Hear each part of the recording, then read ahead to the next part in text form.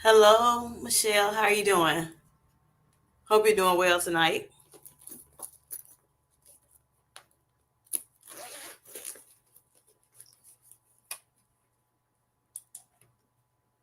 Happy Tuesday. Can you hear me good?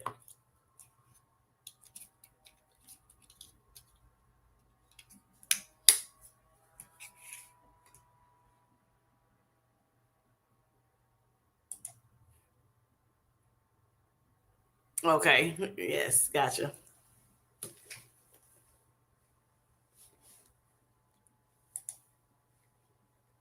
Okay, great. I kind of turned down the mic a little bit. Just want to make sure the mic was on, first of all, but then turned it down just a tad bit. Hey, Felicia, how are you? Happy birthday to you.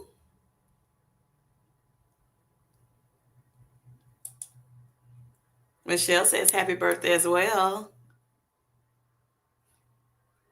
Happy you're spending time with me on your birthday. I feel so special. Do you? Yes, come on in. You want to come on in the room? Let's sing happy birthday. Yes. I enjoyed your live, your first live, Michelle, the other night in the wee hours of the morning. Look, you're welcome.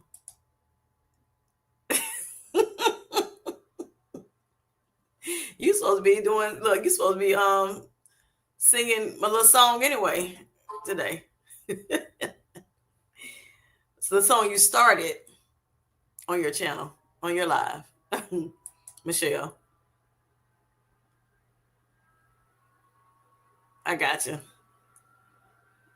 Me too.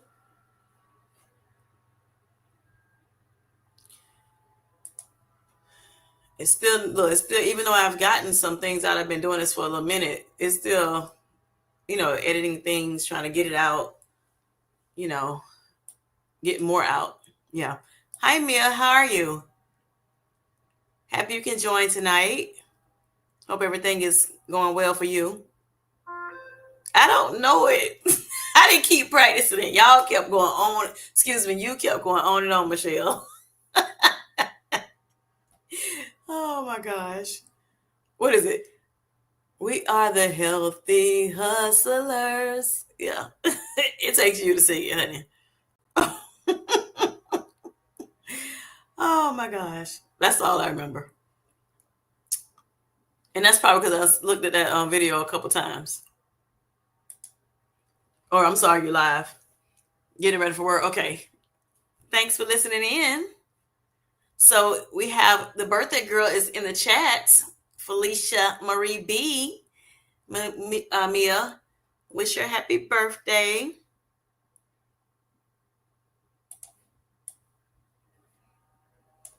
Right. Right, Felicia. Oh boy. Funny. I didn't get to do the poll.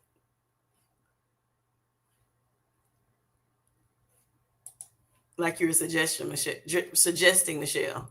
Remember to press the like button. Please do press the like as you're coming in to the chat. Or if you're not coming in the chat, you still can press it as you're listening in. I greatly appreciate it.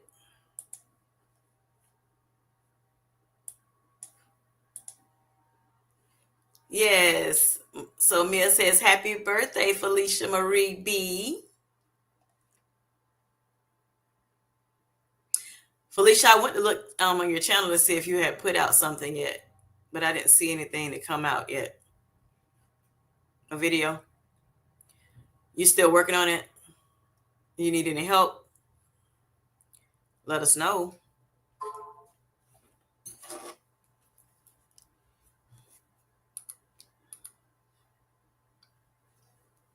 You're going to turn this thing off right now. Come on.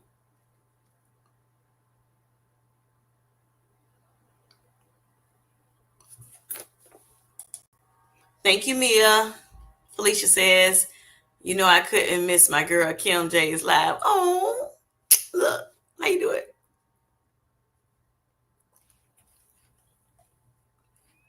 I was gonna wait a little bit before we sing happy birthday to you, Felicia. See a couple other people come in. See if a couple other people come in. I'll be posting this weekend. Oh, okay. In my editing mode. I know that's right. You go, girl. I'll be looking out for your video. Yep. I know how it is. Our first one. I know how it is. What one I'm on? What am I on right now? I'm on. Let's see how many videos I done put out, y'all. 88, and I still know what you're talking about. Oh boy! But the more you do it, of course, the better you get at the editing. Are you using CapCut, Felicia? Mill says no. Got to check her out. Definitely, yes, yes. I'm excited for her to come out and play in these YouTube streets as a content creator. Now, you know that they, Felicia, when you start creating, they're going to kick you out of the content supporter role. Just be prepared for it. I was like, I'm still a content creator supporter. They're like, no, you're not. I'm like, low key, I am, whether y'all like it or not. Yes. Okay. So Michelle, Felicia says, thank you, Mia. And yes, Calco. Okay. Yeah. So that's, from what I heard, is one of the easiest apps to use. And I've, learned to me, it's pretty easy once you get the hang of it. I do it on my phone. I know some people do it on their computer. And for a while, I was doing it for free. And then they had given us an option to, I think this was like Mother's Day weekend. And they gave, I had a little sale. And so I went on and purchased a year's subscription. Helps a lot because you can do a lot more things with the Pro. So Mia says, in my opinion, you can stay a content creator support. Thank you, Mia. Thank you. I know I love you. I said, just because you create don't mean that you can't support other people. I still support other content creators. So I think, we'll be supportive of each other, for life. Felicia says, yes, whether they like it or not. Right. I'm going to support my people. Thank you. All right, Jen F., how are you doing? Hope you're doing well today. Yes. It's Felicia Marie B's birthday today. If you want to say happy birthday to her.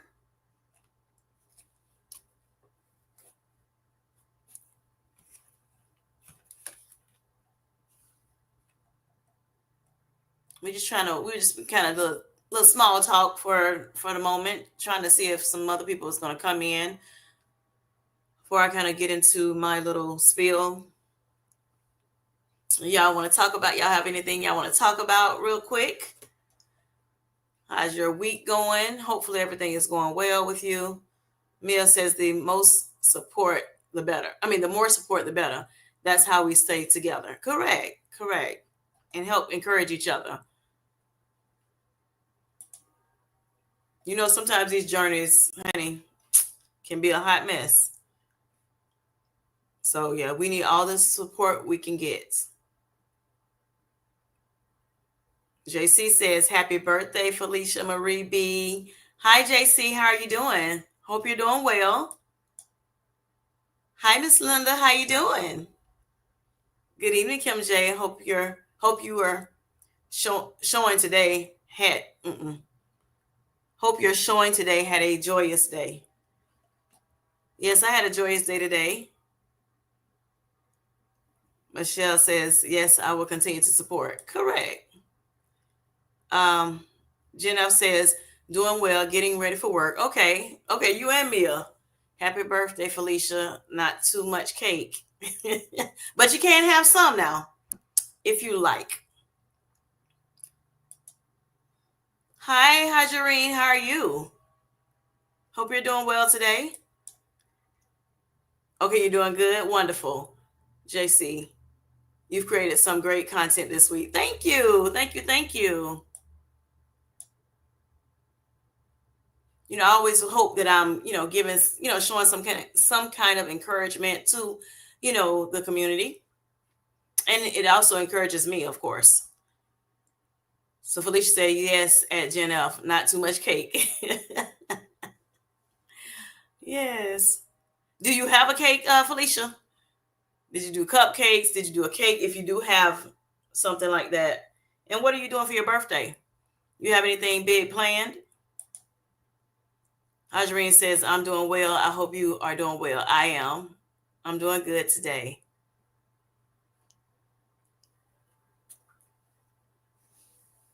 I am doing well.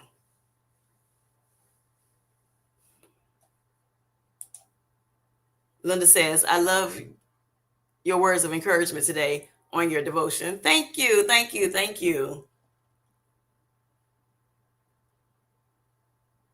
Yes, we have to make sure that we stay on track, y'all, on these journeys to reclaim our health. Or if you have already reclaimed it, we want to make sure that, we just stay on track, and make sure that we don't fall backwards, right? So that's what the devotional was about today. All right. She is Tamika. Hi. Hi. How are you? Hi, Kim J in chat. Happy birthday, Felicia. Yes, yes. I hope you're doing well today. Hajarine says, don't forget to hit the like button. Thank you, Hajarine. Thank you, Michelle, for saying that.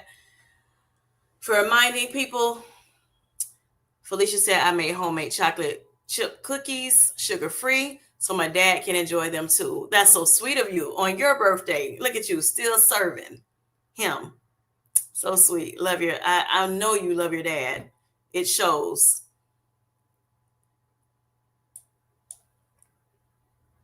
All right, Nicole. Hi, everyone. She says, how are you, Nicole? Hope you're doing well. Right. Yum. I know. I love that chocolate chip, honey. That's my favorite cookie. Yes. Gorgeous. Yes, ma'am.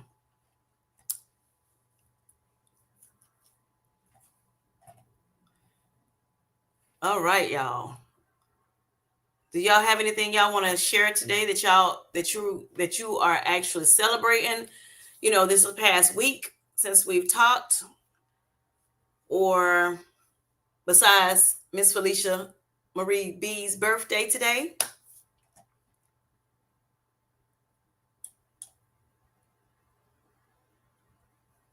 So Tamika saying hi to everyone.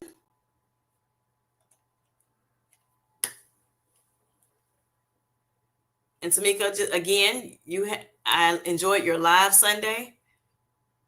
It was great. This is her second live this year, besides when she went on with me.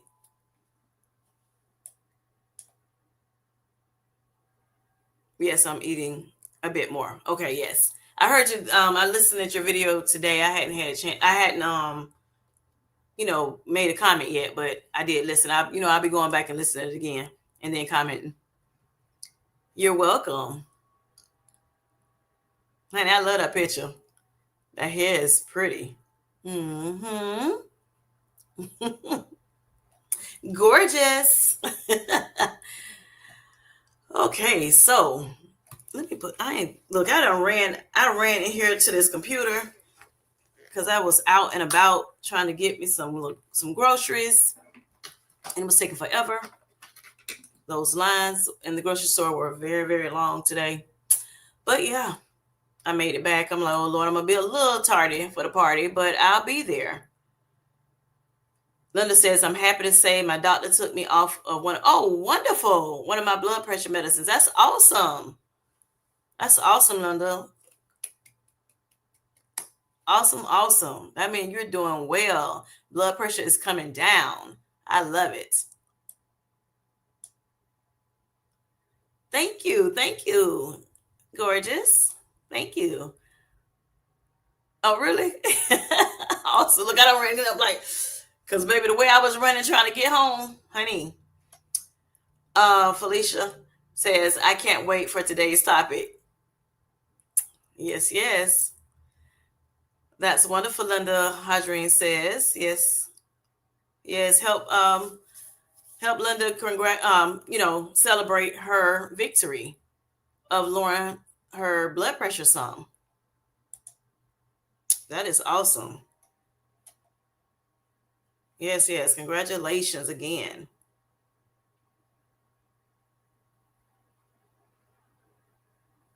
Do you have you're Miss Linda, are you on they had you on several different blood pressure medicines? You were on like two or three, or I know I've talked to a doctor in the previously, and he was like, African Americans are normally on two to three or more blood pressure medicines at a time. He was trying to put me on a second one, so I end up going to my a heart doctor and talked to them, and they told me I didn't have to go on the second one. I was already on a actual blood pressure medicine, high blood pressure medicine, as well as a diuretic.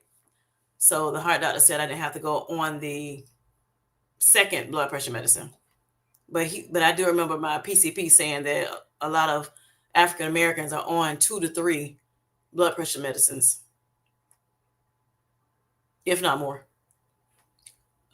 Miss Coco, how are you doing? I'm definitely trying to stay on track and remember that comparison is a thief. Yes, comparison is a thief. Thanks for your inspiration. You're welcome. New to this group. Awesome. Welcome, welcome. I'm glad to have you. And that's awesome that you are recognizing that, comparing can, steal your joy, on your journey. And we want to make sure that we stay, positive about our journey. I know there's times things come at you and it's going to always happen. But, we want to try to stay as positive as we can and try not to compare, our journeys with each other's, because we definitely don't want it to, derail us from what we're doing. And we also always make sure that we're, patting ourselves on the back to a certain extent, for our non-skill victories, the things that we have done, good. And, as things go down, as we were talking about Linda, she's able to get off one of her blood pressure medicines. So that is awesome. Yes, and I think you'll be really good, Miss Coco, staying on track. Just keep your mind set on it, and you'll be good. Okay, all right, Linda. And Michelle saying congratulations, Linda. Welcome. Felicia says Miss Coco. Everybody's saying welcome. Okay, so Linda said that one I had to take 2 times a day. Okay, okay. All right, so you only take it once a day. Awesome. That's great. That is great. I had to take that one. Oh, 3 times a day. Okay. All right. Wow. Okay. So that's good, Linda. That's so good. I was talking to my kidney doctor about, coming off of my blood pressure medicine, and he was saying that I guess because I had been on it for so long, sometimes they don't like taking you off of it. And then say if something happens to you, especially when you've been on it for a long time, and I'm talking about coming off completely off because I only take one blood pressure medicine, and then I take one water pill, a diuretic. So he was saying, and at that point, my endocrinologist had already taken me off of my water pill, and so I only had, to help protect me is the blood pressure medicine. And so so my kidney doctor was stating that, because I was on it for a long time, sometimes it may not be good to come off of it, especially right away, unless it's something that where, you have headaches and things of that nature, or your pressure is really, really going down too much and things of that nature. Um, because say if something does happen and it goes back up, then you have no protection at all. So he told me that when I go back to him, which I'll be going back to him September, then we'll kind of talk about it a little bit more and things of that nature. But I have, showed you all, was that yesterday, and a couple other times, that I have been able to control my blood pressure since I've been on this Manjaro weight loss, better health journey. Better than I've ever had before. I think the only time it was, my pressure had been in the normal range before, it was like, when I say before, I'm talking about since I started medication and actually started taking it properly every day. Was when I had like surgery and I was just home chilling, and recovering from the surgery or things like that, or maybe having my baby and home chilling out. So that's when it was kind of low, like where it should be. But other than that, it was always higher. And at one point it was like 200s over 100s, and it's supposed to have been, the normal range is like 120 over 80 or lower. But yeah, since I've been on my Manjaro journey, I've been doing very, very well with and losing my weight, as well as using my Manjaro to kind of help me, with my diabetes.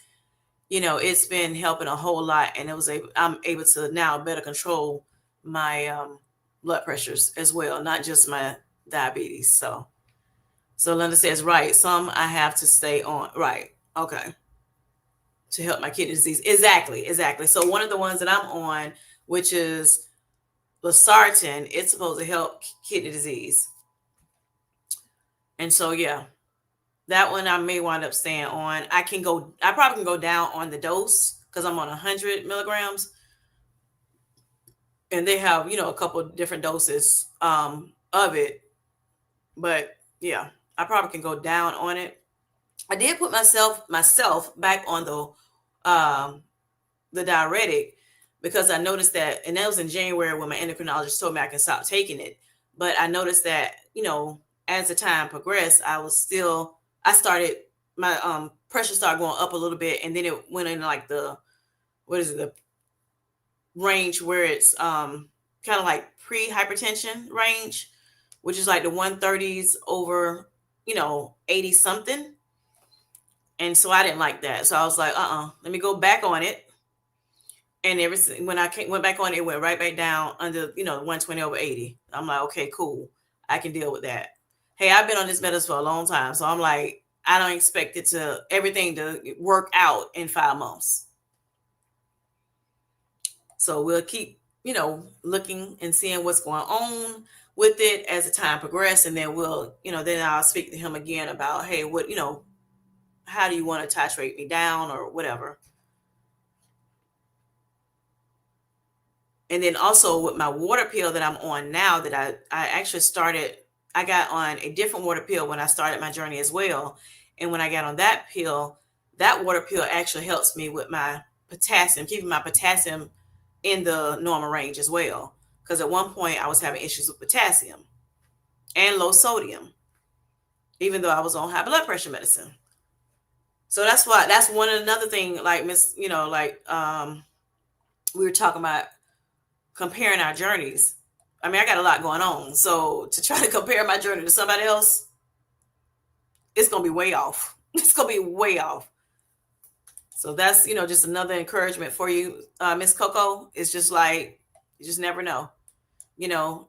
Everybody's journey is different. We all going through different things. Our backgrounds are different.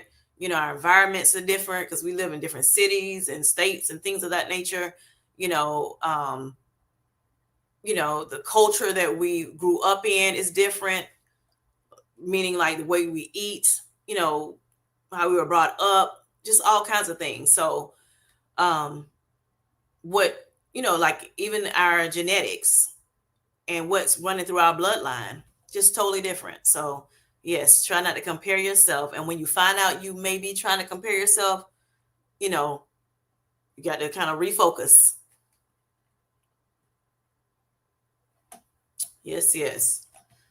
So tonight, if everybody has not said, give a happy birthday shout out to Felicia Marie B, then please do so. And I'm trying to find her name real quick so you can see who we talking about. This is Miss Felicia Marie B. Sweet young lady. Yes, yes. Tell her happy birthday for those who may not have. If you're coming into the chat, make sure you give my girl a shout out, Miss Felicia Marie B. It's her birthday today. So, happy birthday to you. Happy birthday to you. Happy birthday to you. Happy birthday to you. Happy birthday. Happy birthday. Happy birthday to you. We love you, Michelle. I'm talking for Michelle. I'm sorry. Felicia Marie B. We love you, Michelle, too. Felicia Marie B, we love you. Happy birthday, girl.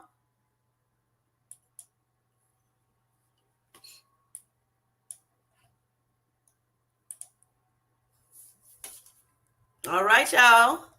So tonight I wanted to talk about, I was hoping some people will come in, that has diabetes. They have not come in yet.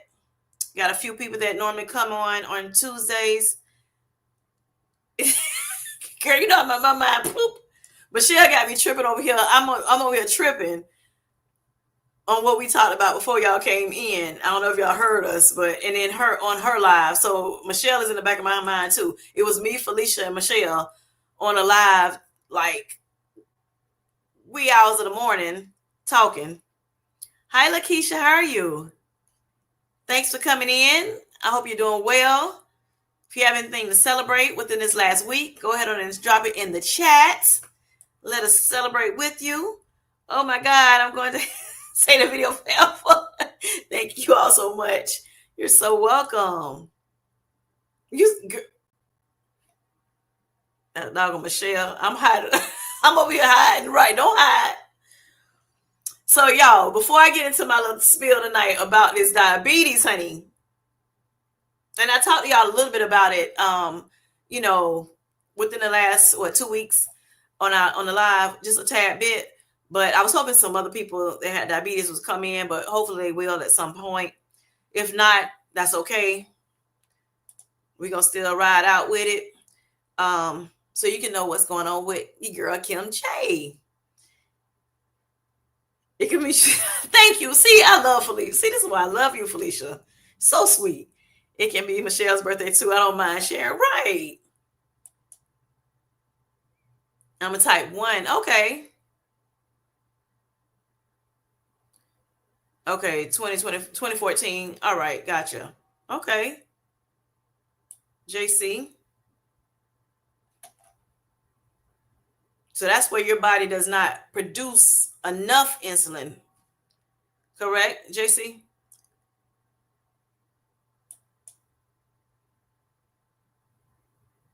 Since 93. Okay, over 30 years. Okay. Gotcha. And how is your sugars now? Are you good? Okay, Nicole, you're diabetic as well. Okay. I didn't know that. Well, I may have forgotten. You may have said it, but I probably forgot, honey. I'm getting older. Sorry. I'm sorry. So how are your blood sugars? Are your blood sugars, under control now? Are you both taking Manjaro or Ozempic? Or are you just managing your sugars with other medications or with just diet and exercise? Okay, gotcha. I gotcha.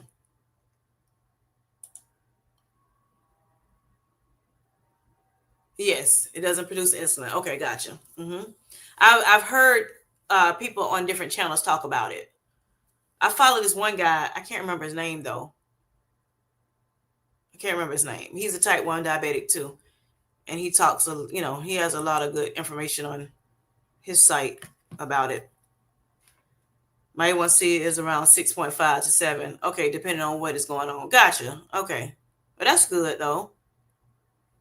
It's not too bad. Just a little elevated.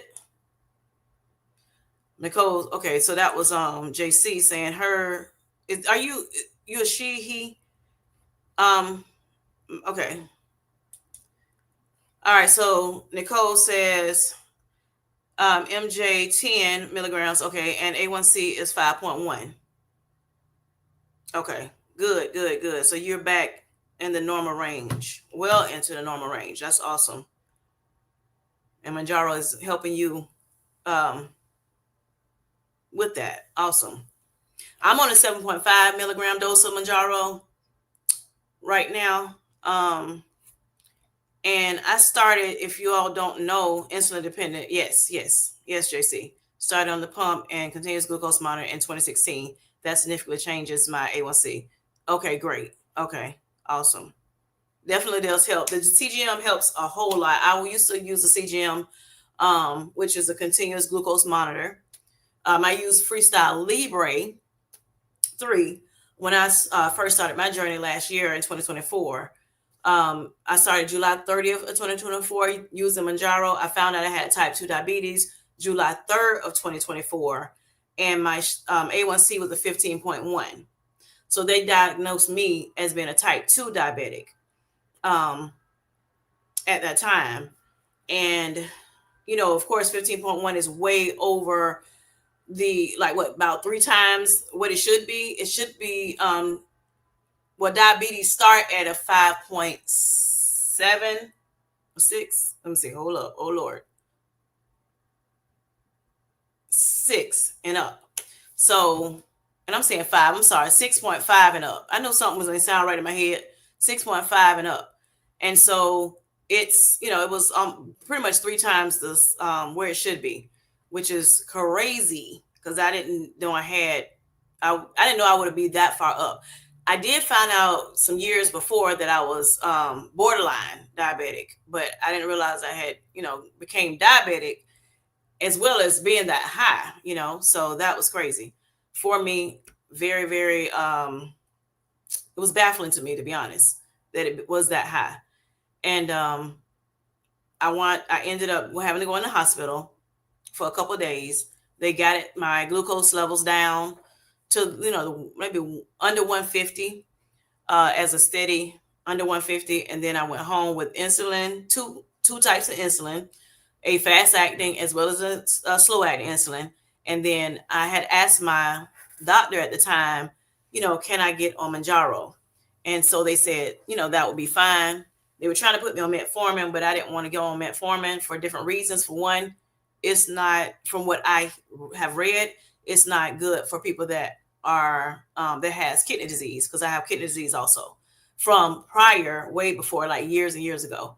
So I have high blood pressure, kidney disease, and type 2 diabetes now, as of the 2024 type 2 diabetes. So with that being said, she said Manjaro would be perfect for me. So I went on the 2.5 milligram dose July 30th of 2024, and I've been rocking with it ever since. I was on insulin for about 2 months. I got off the insulin September, and then in the mid-September, and I went on Jardiance. So I was on Manjaro. At that point, I had titrated up the 5 milligram dose of Manjaro, and then I also was put on Jardiance, taken off of both insulins. Now, this was something that my doctor was expecting me to be on for at least a year, even though he saw that continuous glucose monitor was stating that I may, you know, that I was doing very well, you know, on the regimen they had me on. Also, I decided to not only, you know, take the insulin, you know, and actually use the Manjaro. I decided to go on a very, very strict low carb diet. That way it could help me, you know, get my numbers down as quick as possible. I wanted my A1C down to go down very, very quickly. And so therefore I was able to do that. Matter of fact, before I even got on the Manjaro, I went from a 15.1 to like a 12. I want to say it was a point. 1 or 0.6, one of those numbers. I will have to go back and look at the numbers, to be exact. But it was within between 12.1 and 12.6. My doctor, my PCP, took my A1C right there in the office 2 weeks after I had gotten out of the hospital. She was so elated. She ran out because I was about to go get some blood work done. She ran out into the hallway and was like, hey, Kim J, I want to let you know that your A1C has come back and it is, a 12-point blah. And honey, she was like smiling from ear to ear. And we were, I was happy. I let my family know we were all happy, but it was because of me immediately changing my diet to a very low carb diet and just watching what I ate. I did eat some carbs, but most of my carbs came from veggies or like complex carbs, right?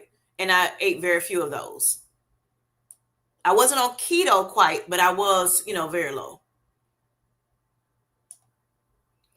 All right, and I'll be back in shortly to talk about that. So there's a normal and normal for type 1s. Okay.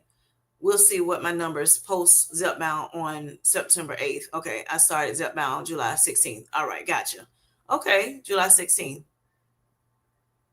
All right. We'll be looking forward to hearing from you with that. Hopefully everything, is going to be better for you during that time. On my blood sugar at diagnosis, ER visit. Okay, so you had an ER visit, was 1,300. Oh, wow. That was a lot. So, yeah, my pancreas stopped producing. Gotcha. I gotcha, JC. Yeah, my glucose was like, what was it? By the time I got to the hospital, the ER, because they made me go to, my doctor called me after the holiday, after, July 4th, the holiday. She called me that Monday after, and she was like, you need to go to the hospital immediately and do not drive. Are you okay? I'm like, yes, I'm okay. I'm good. And she's like, you need to go to the hospital, have your husband take you to the hospital. Do not try to take yourself. Do not drive yourself to the ER. And I'm like, well, I have an ER that's not that far from me, like a small little place. And she was like, don't drive yourself at all. I'm like, okay. So he came home, rushed on home from work, and of course took me. And at that point, my sugars was like at the high 300s, like 380 something. But when I got my blood work done on the 3rd, it was 400 something, like the low 400s. But I do know somebody that has had blood sugars in the 1200s. Yes. Okay, Keisha says MJ. Okay, so she's on Manjaro 5 milligrams. A1C is 5.7. Okay, great, Keisha. Great, Lakeisha. All right. Tamika says, congratulations, ladies, on lowering your A1C. Thank you. Thank you for being here and supporting. Can you please hold? Please hold. My daughter is calling me. I don't know what's going on. Hello? Hey, I'm on live.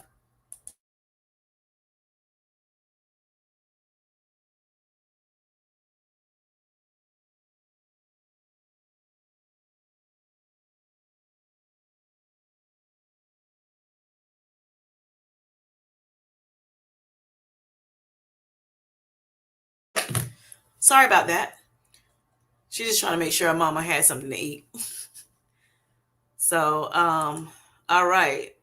Oh, I didn't know that about metformin and kidney disease. Yes. I didn't know either until I started looking up. I'll research in a minute. But I heard about the metformin with people, just having issues, like, stomach issues with it. So that's why I didn't really initially want to get on it. But then, not only that, when I started reading up on it, that's when I saw something about the kidney disease. Thank you, Linda. Thank you, Michelle. Everybody lowering your A1C. Thank you. All right, Hajreen says, so is Jardiance for your type 2 diabetes? It's for the type 2 diabetes, yes. But I'm, okay, so I wanted to try to get through these notes real quick. I'm taking notes this live. Okay, because my sister just recently found out her A1C was a 13.2. So is it hereditary for you all, Felicia? Like a lot of people in your family has diabetes, and that's a that's a high number. Yes, yes. But she can get it down. She can get it down. So we're praying for her. Yes, she is sweet, isn't she? Honey, she be over here trying to get some notes for her daddy. Now she trying to go help her sister. God is going to bless you, honey, for being a blessing to others. Yes. She is sweet. My babies are sweet. They are. Yes, yes, Nicole. Metformin has horrible side effects. And that's one of the first things they want to put you on. Now, I know some people, they're okay with metformin. And I think it's maybe two different kinds of metformin. One where, it's a slower one or something. I don't, you know what? Let me not even talk about it because I don't know enough about it. All I know is I don't want to get on it. I had knew enough people that has had a lot of side effects on it, stomach wise. And I'm like, yeah, I don't want that. But then when I found out, like I said, that it's may not be good for people that are that has kidney disease, I was like, oh yeah, not doing that. Forget about it. Okay, it's hereditary. Yes. Okay. My husband's family, on his dad's side, they have it's hereditary for them with the diabetes too. Diabetes also, and then on so my grandma, she had two sets of kids, of course, from two different men, and not my granddaddy, but my, I guess, step granddaddy. He had diabetes, and the family, on his side is hereditary. So some of my aunts and cousins, they have diabetes as well, but it's not like my grandmother or my granddad. So I'm the only one that I know of on my side that has diabetes. So mine had to have come from the way I was eating, the weights that I have on me and things of that nature. Not exercising like I was supposed to, like here and there, but all on and off, but not, where how I was supposed to be doing, things like that. So JC says two great books. Okay, Bright Spots and Landmines, and that's number one. And then number two is Think Like a Pancreas. Okay, thank you, JC. Never heard of those two books. May have to check it out. I wonder if they're on Audible. I don't like reading that one. I don't like reading y'all that much books. So I have Audible, so I listen at the books on there. So like I'm on my 75 soft challenge now, y'all. So I'm able to listen or read. So I have chosen to listen. So you listen for 10 minutes of a book, or you can read 10 pages of a book. So I opted to listen. Maybe before the end of the challenge, I'll be reading too. Metformin gave my sister horrible diarrhea. Yes, that's what I'm saying. I just said stomach issues, but yes, it does. It does. Yes. It's not TMI. It's realistic. Look, it's realistic. And like I said, some people, they don't have no problems on it. JC says the Bright Spots and Lion Man's is good for beginners diabetics. Okay, cool. Uh-oh. All right. Reminders to hit the like button. Thank you, Michelle, again. I greatly appreciate it. Thank you for your book recommendations. Yes. Type 2 is hereditary, and type 1 is less likely to be hereditary. Type 1 is usually associated with some event like infection where your body is in overload. Okay, gotcha. And I do know someone that has type 1 as well. And she had it as a little girl, and of course she's an adult now, but yeah, she has struggled with it since she was a little girl, or have combated it, I should say. I won't say struggle. It wasn't a struggle for her, but it was, she combated it since she was a little girl. Felicia says, I have Audible too, Kim J. Yes, don't have time to sit and listen. Okay. I have been, making myself listen, because even with that, I wasn't listening that often either. But I'm like, you know what? This is the perfect time to do it on the 75 South, get some more discipline, going. It's good. I mean, I have a lot of books, but I wasn't like, focusing on them as much as I should have, that's in the Audible. But yeah, I'm happy I started. I started off reading, let me see, hold on. Woman Evolve, which is by Sarah Jakes Roberts. That's T.D. Jakes' daughter, his youngest daughter.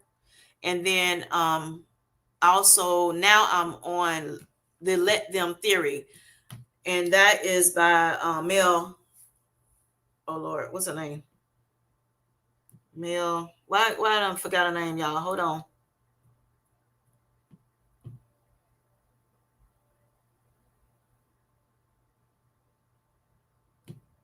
Mel Robbins. That's it. I'm like, I ain't find it yet, but yeah, Mel Robbins. But I am enjoying listening at it now. Like I'm a little bit more in tune with listening at it. So I'm happy about that. JC says I used to have to teach about DM, so I sort of nerd out on this topic. I got you. I got you. And it's something that you know about, because it's close and dear to your heart, but you're dealing with it. So I understand that. Sit and read. Okay, I got you. I got you.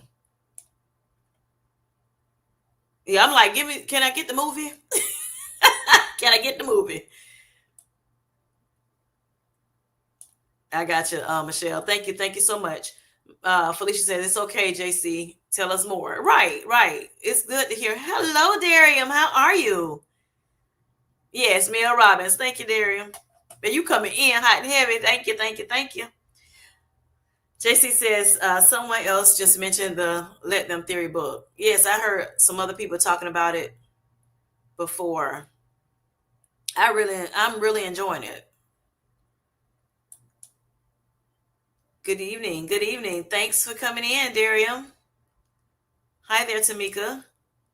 So, Darium, if you notice in the chat, we have JC that's in the chat, and she's type 1 diabetic.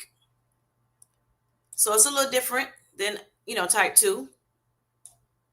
But she is combating it very, very well. It sounds like it. Her A1C is,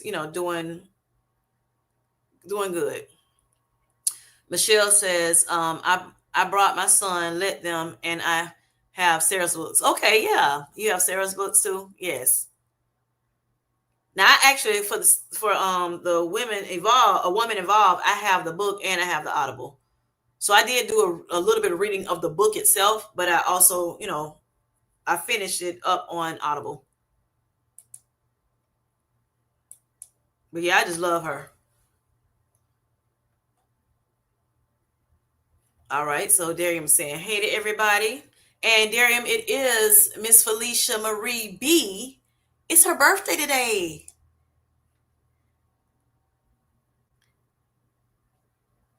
Thank you for sharing your journey with us. We also have a new person is joining our little tribe. Miss Coco.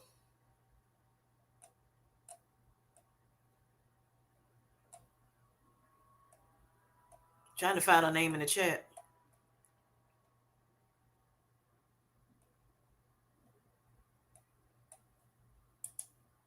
All right. Yep. Miss Coco 736. I can't remember the numbers.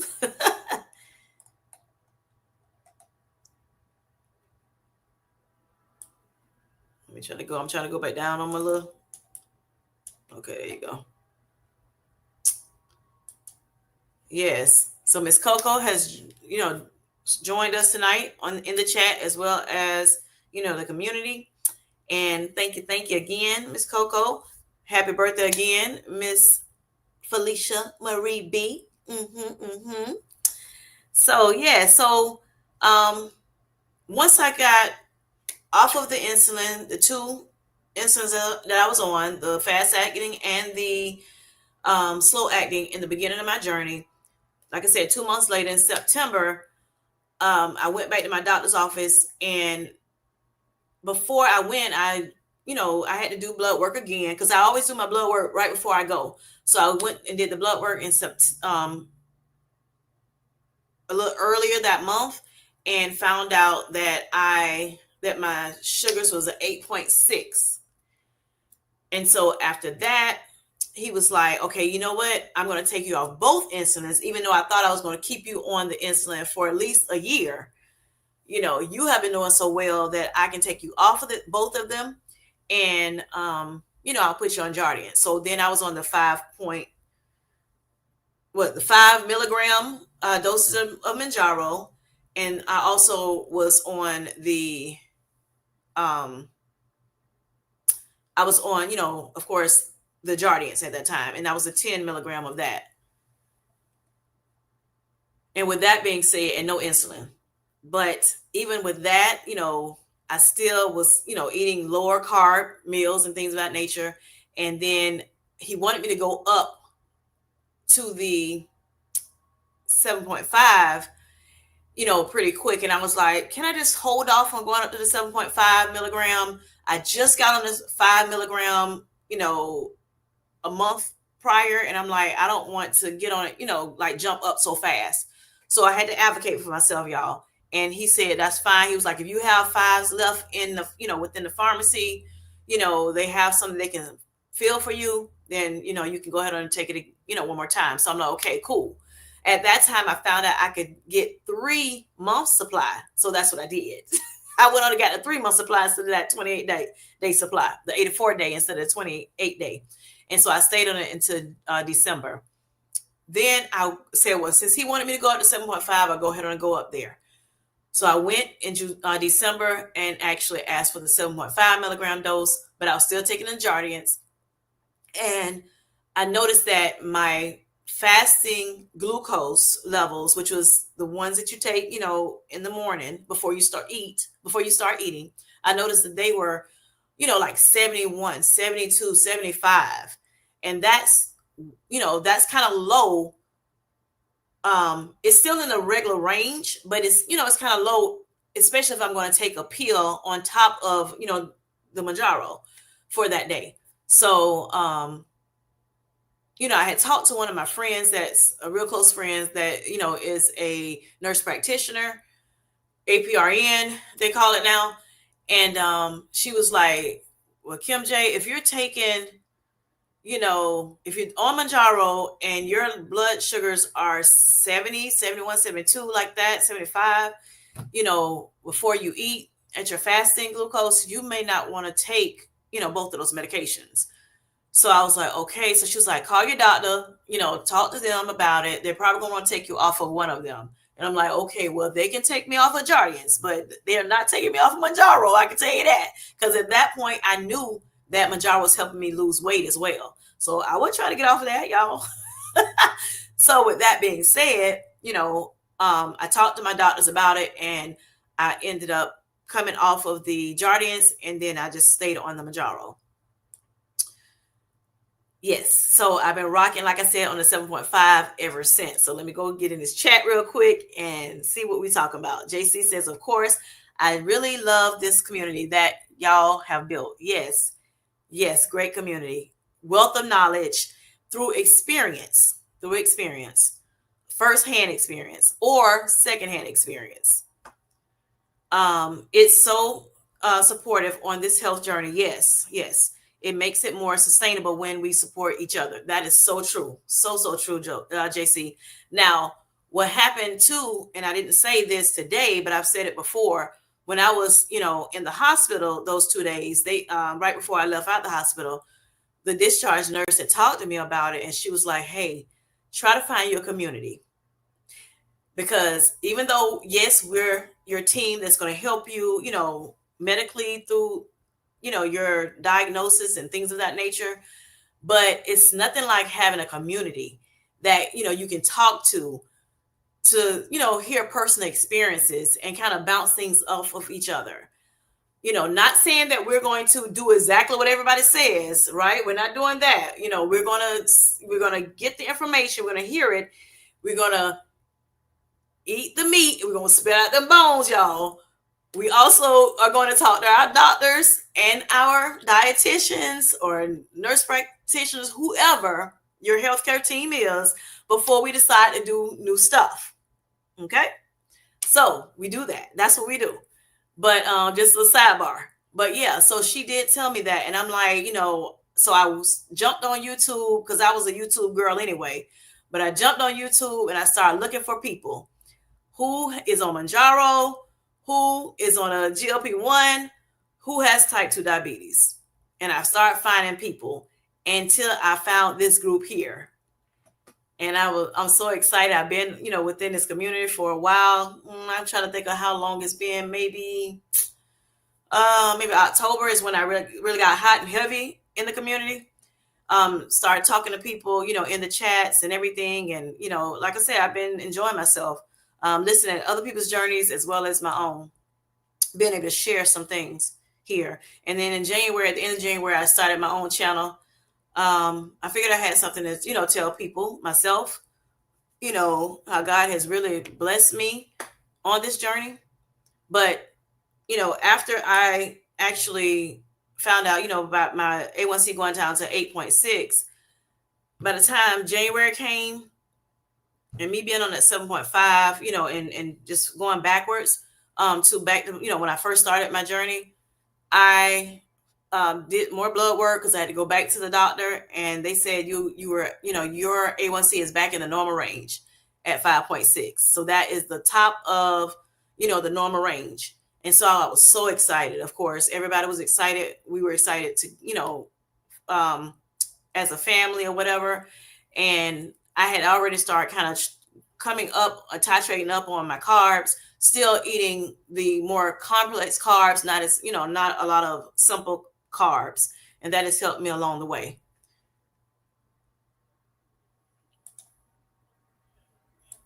All right. So Darium says, happy birthday to you.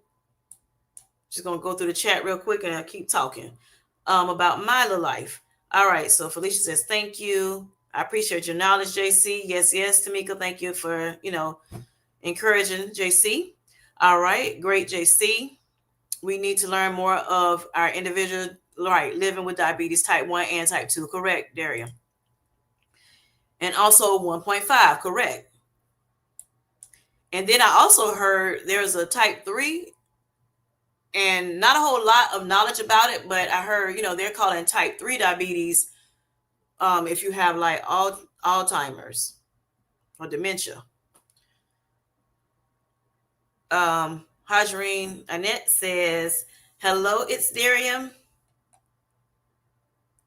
Okay, so Darium says he got your book, Hajarine, and he's going to start reading it this weekend. Awesome, awesome. And congratulations again, Hajarine. I saw you on the Lila's Live the other day. Was that last week? Was that last Thursday? Yeah, I was happy to, be able to hear a little bit about your story. And, knowing that you're able to speak now on it, and, you have regained your power. Oh, that's so sweet. Yes, type 1.5. Yes, yes. They should approve these for type 1.5 due to the resistance aspect of it. Yes. Hola, hola. Hi, Twan. How are you doing? That's Traces of Twan's life, y'all. Hey, Z. How are you doing? Hey, Twan and Z. Tamika says. Gorgeous says. It's damn, I have type 2 diabetes. I manage it well. It's a little pill with a big story to tell. I take one daily Jardians at each day start. And as time goes on, I'm trying to remember how it goes. As time goes on, it was easy to see. I'm lowering my A1C. I'm butchering it. Sorry, y'all. Hola, hola, she is Tamika.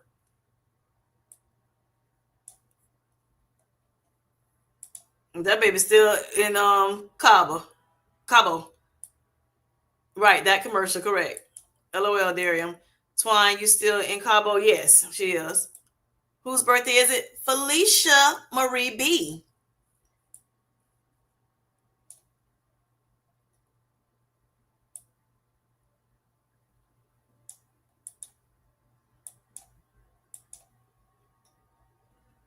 Mill says hi, Darium and Twani Twan.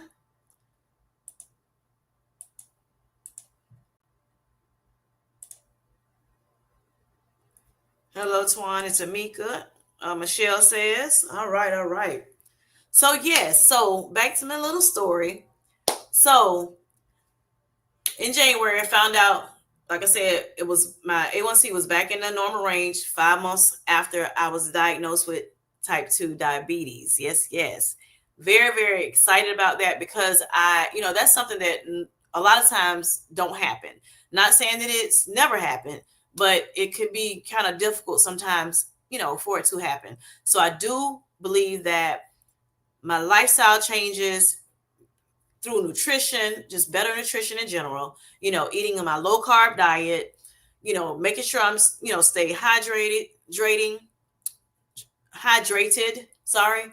Making sure I stay hydrated as well as exercising. Because at that point I was, doing exercising, walking, as well as I had started a little bit of strength training in November, and then more consistently in December.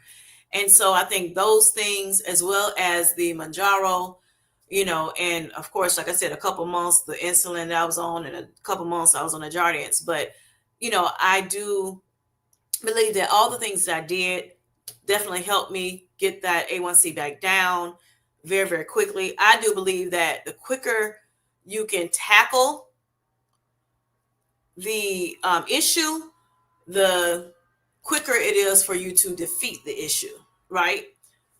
Or to combat the issue. And so I can, and of course, this is not last, or and it's definitely not least. I give honor to God for helping me to know exactly what I needed to do, and to walk me through it. And even like I said before, the Manjaro, I did not even crave like all the sugary drinks I would love all the time, or all the fast food things that I would love to indulge in, before I found out about this diabetes. Now, of course, a diagnosis of diabetes on a 15.1 at that definitely is a scare. But there are so many people out here that they take that insulin and they still eat everything else, they wanted to eat before, like they were eating before.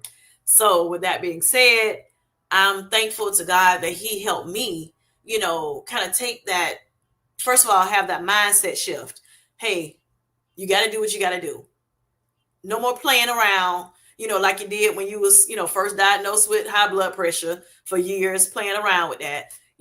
Find out you had kidney disease years later and still playing around, still doing what you wanted to do, Kim J. And, this time I'm like, you got to get it under control. And so I prayed to God about it, and He has helped me ever since, which is one of the reasons why I said, keep in my video today, keeping God in the center of it all. He definitely is a healer, and He is healing me. Yes, yes. Hello, Anissa. How you doing? Is it Anissa? Anissa? How are you doing, Anissa? Z says hi to King Darium. Michelle, your son had me laughing. Twan says. Thank you, Twan. Felicia says. Is it Anissa? I think it might be Anissa. Everybody saying hi to each other. Uh-oh. The way you turn around your A1C is a miracle. Yes, it is, Darian. Yes, it is. God does. He's a miracle working God. Yes, He is. So that is true. You did the work, but healing miracle happened for you. Yes, in my opinion. In my opinion also. In my opinion also. Thank you. Thank you.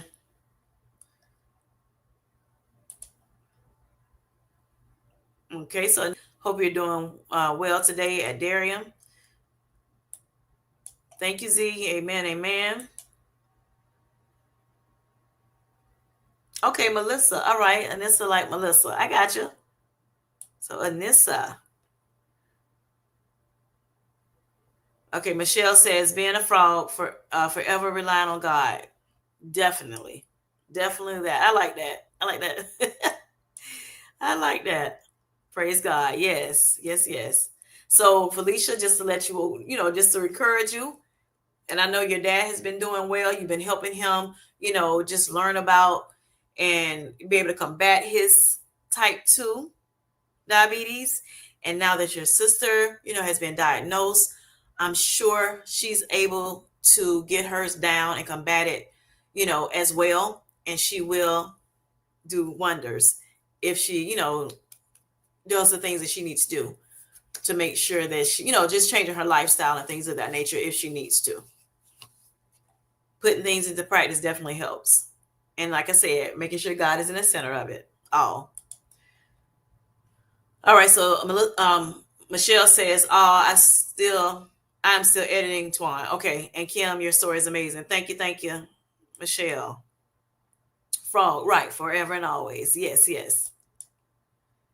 Hi, Miss Linda. How are you doing?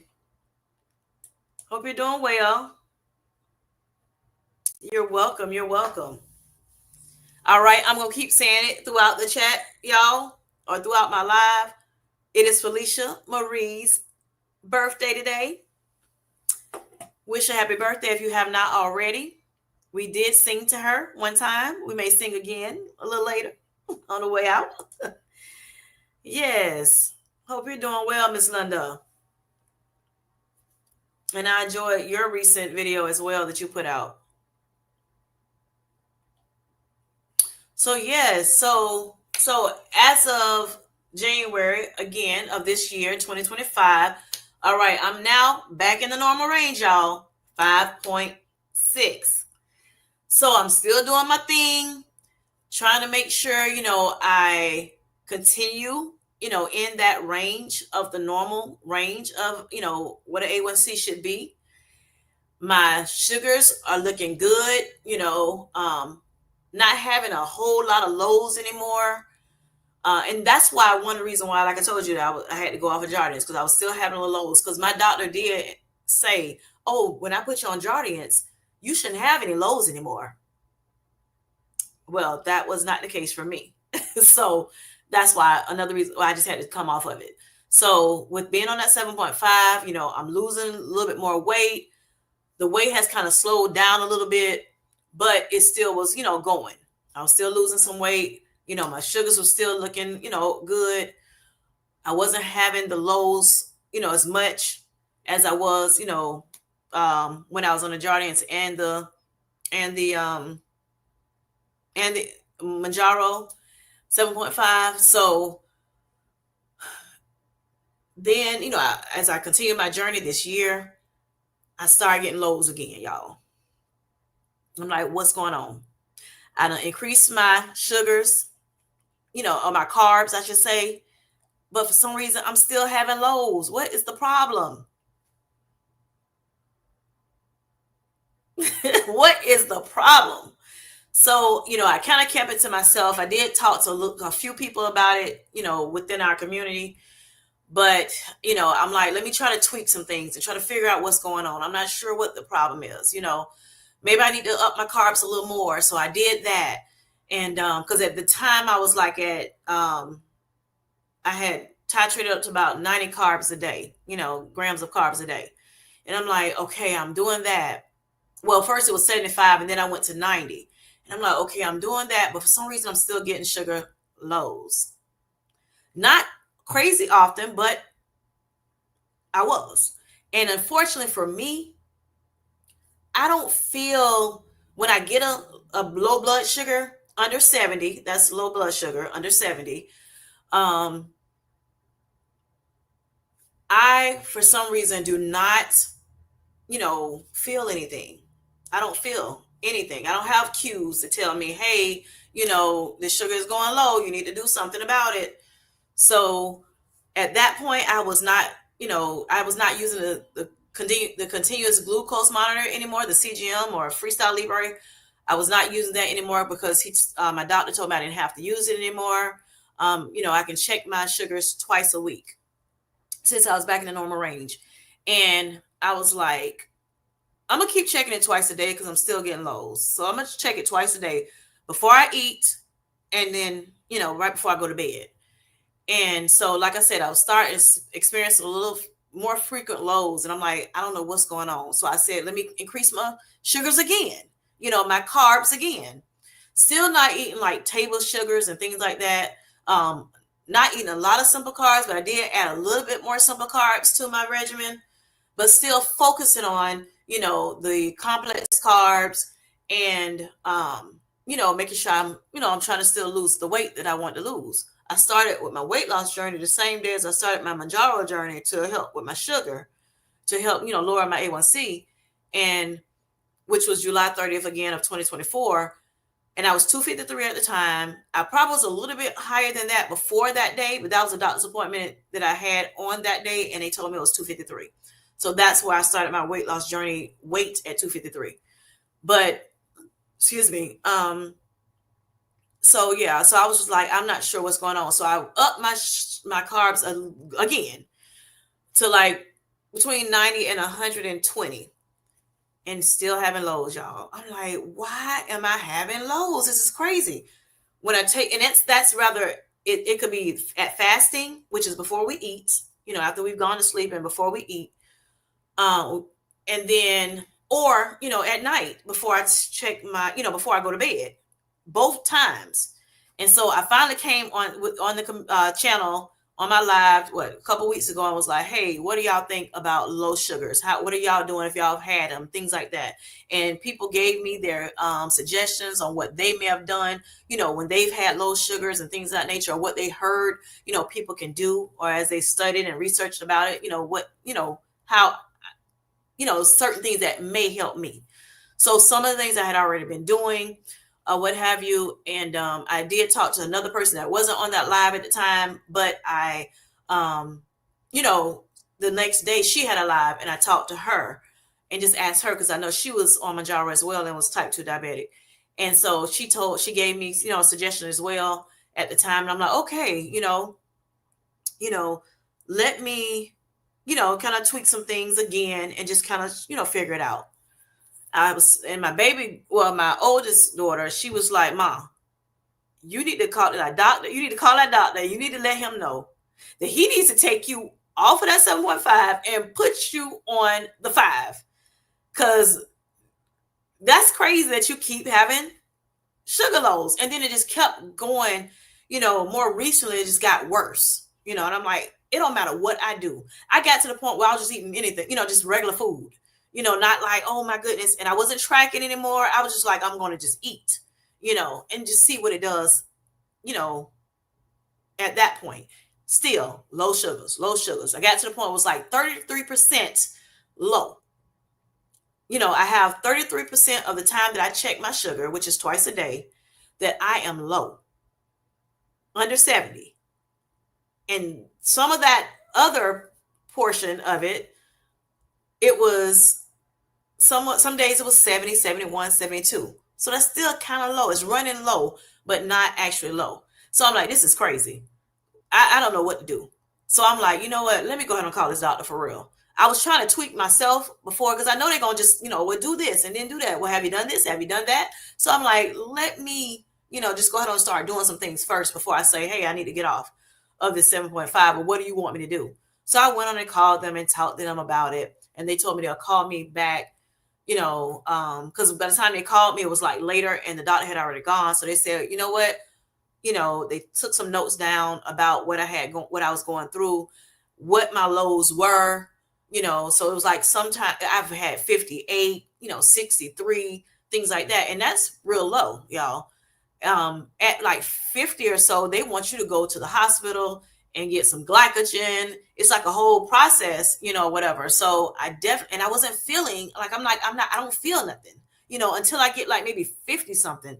Then I start kind of feeling weird inside, but that's too low to wait, to get down to all the time. And then, okay, because by that time we can go into a coma or anything, pass out, whatever. So, you don't want to do that. So my daughter was like, call that doctor now. So I called them, and like I said, that's where I'm at. I'm going to stop right there, and I'm going to go back into this chat for a little bit and see what we're talking about. All right. So JoJo says, Now I can no longer get Manjaro cheaper from UK because Trump passed most favored nation pricing, which Eli Lilly used it to increase prices across the board. I did hear somebody say that, Jojo. And how are you doing today? I hope you're doing very well. I hope you're doing well. I know that was a sting to the people in the UK. Sorry to hear that for you all. So Linda says happy birthday to Felicia Marie B. Z says happy birthday. Felicia says, oh my gosh, I blush every time you say it, Kim. Hi, she is Tamika. Miss Linda says, thank you, Miss Linda and Z. Felicia says, hi to Darium. Soak it in, Felicia. God is equipping you for such a time as this. Yes, you got this, gorgeous. Yes, yes, Felicia. All right. Uh-oh. I'm tearing up. Thank you, gorgeous. Yes, Felicia. Happy tears, happy tears. You're welcome, Tamika says. Anissa says, do you have a CGM? I don't qualify without insulin. I do not have a CGM. I did start when I was on my journey. When I first started, I did wear a CGM, and that helped me tremendously. CGM is a continuous glucose monitor. You may not have heard of it before, but I don't know if you've heard of, commercials saying Freestyle Libre or Dexcom. Those are continuous glucose monitors. What they do is, instead of pricking your finger with the glucometer every, so often throughout the day, you put it in the back of your arm. It's a little device that you use, and it's like to me, I think of a stamp, but it's like you stamp it on the back of your arm, and it's a little, device that will sit in your arm for 10 to 15 days, depends on which one you get, and it will monitor your glucose throughout the day, so you won't have to keep pricking yourself. Now, they tell you to go ahead on and make sure you still prick yourself, especially if you feel like, you've gone low on the continuous glucose monitor. Go ahead and still, take a finger prick, which, using your glucometer, and just to see exactly what that number is, because the glucometer will actually show you, the results of right now. The continuous glucose monitor, or CGM, it takes it's like behind a little bit. So that's why they tell you that, you also want to have a glucometer as well, just in case you have to, check it that way. And that's because they're using your blood versus it being in your subcutaneous fat or whatever. They're using the fluids from there for the CGM. So it's like a little delayed. But not that much. It's still a very, very good tool to use. So I left out of the hospital when I was hospitalized, because of the initial 15.1 that we found out that my A1C was 15.1. They asked me if I want to use a continuous glucose monitor, and I talked to my sister about it, which is a nurse as well. And she was like, I think you'll do better with it, because that finger pricking at the time in the hospital, them checking my sugars it seemed like 2 minutes. It wasn't 2 minutes, but it felt like it. My fingers were blue and aching and hurting so bad. Like, oh my gosh. So yeah, I was like, let me check this, CGM out and see what it's all about. And I enjoyed every minute of it. Now, one issue though, I found myself having, I would check that thing it seemed like minute of the day. It was just like, I became obsessed with it, looking at that number, hoping that it would go down, and making sure that my blood sugars, was in range at all times. Or if it did go so far up, I would have a fit, and I'm like, okay, let me walk. I gotta get it back down. And it just became an obsession. And I'm like, yeah, Kim, you gotta get it together. Calm down. Your sugars are gonna go up. It's okay. But in my brain, I wasn't putting that wasn't regulating. I was like, I hear you, self, but I don't hear you too. So yeah, but I used it for until, what was that? I think November. and I had to do an MRI for something else, and I had to take it off because of the MRI. I couldn't use it. I couldn't put it, get the MRI done with the CGM in. And it was like, I think I had just put it in, and I was on like maybe 4 days, before. And I'm like, yeah, I'm not finna go, because these things cost, $75 for two of them. And so I was like, yeah, I'm not finna put it in again. And at that point, I knew I was at that range of 5.6, 5.7. So I was like, I'll just start pricking myself again using a glucometer. And at first, Anissa, I was on insulin. When I left at the hospital, I had to go on insulin. It was no question about it. If I wanted to be, compliant. All right. Okay, so JoJo says this government does nothing but make our lives more difficult and more expensive. We're nothing but sacrificial financial lambs to their corporations. I don't even want to get into that, honey. The things I have, my own opinions about that. Yeah, too much, it's very costly to help, for us to help better our health. Very, very costly. Twan says, hi, Linda. It's Darian says, how often do you check your glucose, Anissa? JC says, did your activity increase? One thing the bright spots and landmines book shed a light on is activity. Activity can lower blood sugars by 1 milligram deciliters per minute. It's crazy what a 30-minute cardio routine will do. Yes, if you're talking to me, JC, I definitely, when I started my weight loss journey, I knew I needed to start moving. I went, you know how people say couch to run or couch to 5K? I was couch to walk. I wasn't working at the time. I had just gotten laid off from my job, had a nice severance. And so I was, I've been working forever. So I'm like, I'm going to chill for a little bit. And me and my husband talked about it, and I was chilling. And so it was like more couch time versus, movement time. And so, yes, I immediately start walking in August, deliberately walking and doing exercises then. And every month I titrated up in my walk as well by 1,000. I got up to about 10,000 K on an average daily per week. And then my knees started bothering me to the point where I could not walk. And so I had to scale back on that because I was doing too much. So when I say 10,000 K, I'm talking not every single day I was doing 10,000, but like I may do 15,000 one day, 7,000 the next day, 8,000 the next day, 12,000 the next day, like that. Long as it, reached 10K on the average is what, my goal was. And I tried to do it within 5 days. That way, 2 days, it will be just extra, So yes, I did that. Also, for my birthday, which is in September, my sister-in-law bought me a weighted hula hoop. So I started using that, here and there.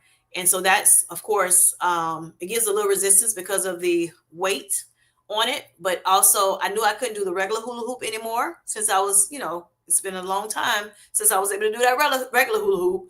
So I did that and some other aerobics, Then my other sister-in-law, she gave me this little bike. It's her bike, but she let me use it. She said, use it whenever you want to, because she moved out of her apartment and was, whatever. And she was like, I'm not using it right now. I got it in storage. So, and she didn't take it to her new place. So she was like, if you want it, you get it, you can get it. And that way you can use that too. So things like that. I also bought a stepper to do step aerobics from Aldi one day. They had a stepper in there and I started doing step aerobics, which I used to do way back in the day. But I did actually have an injury a while back and had to have surgery. When I had the surgery, I tore my patella tendon. And so I had to have surgery on it. So, of course, that swells up at times and things of that nature. And because I could not walk on my leg that had, where I had the surgery for a while, I was compensating with the other leg. And so it messed up that knee to a certain extent. And so, of course, I have swelling every now and again with that. And with me walking that much, it hurt my leg. I had to stop walking right around Thanksgiving for a couple weeks until I got back, together.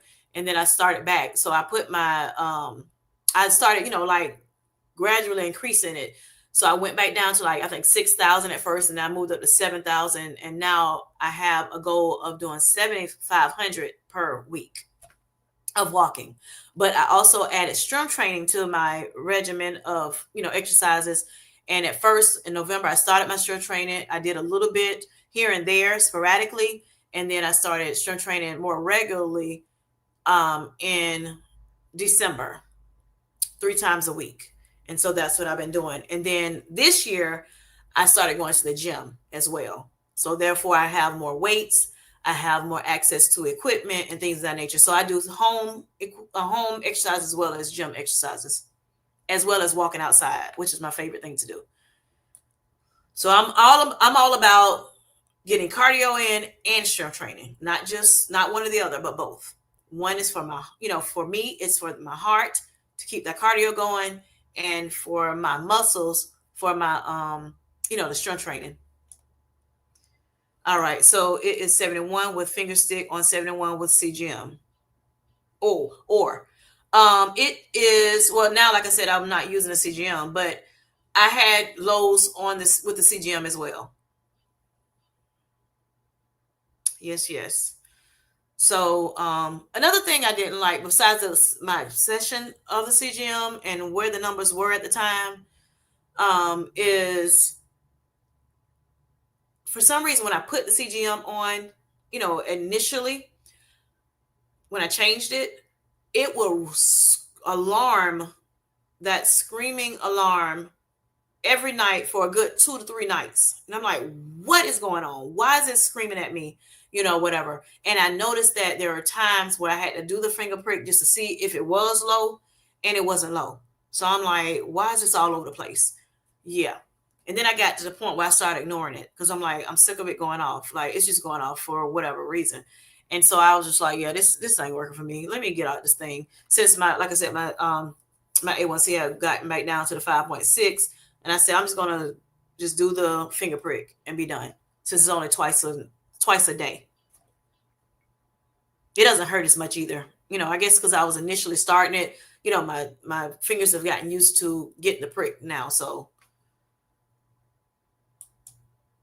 all right. JC says, at Anissa, you can get over-the-counter CGMs. Right. Stello by Dexcom is one. And my insurance company does not pay for the Freestyle Libre.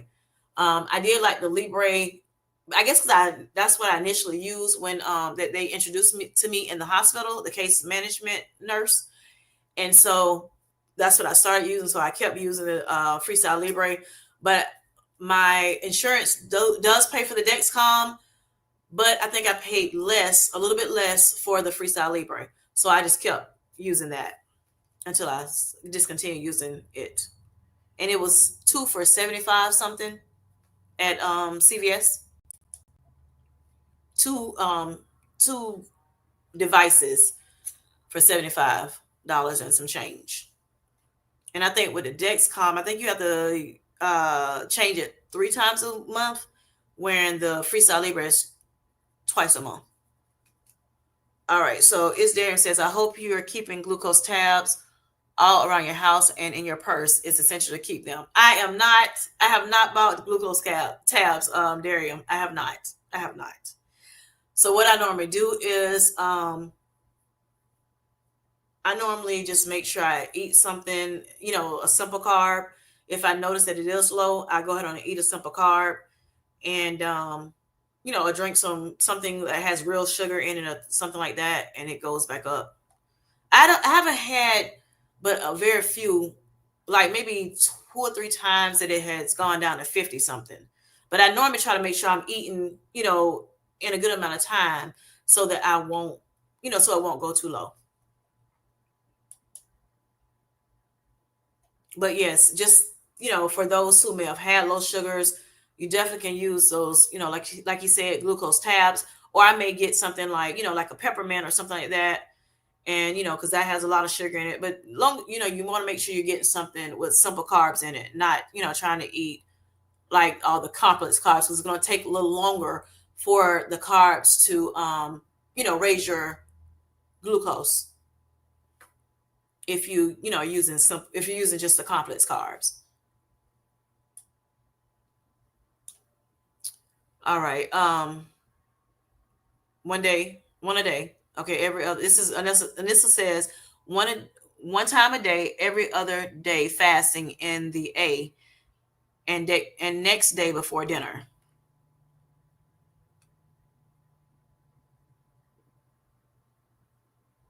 Okay, gotcha. All right, JC says I take glucose gels when my CGM or finger stick is below 80. Okay, if I don't have a meal coming and walking around. Gotcha. I gotcha. So for me,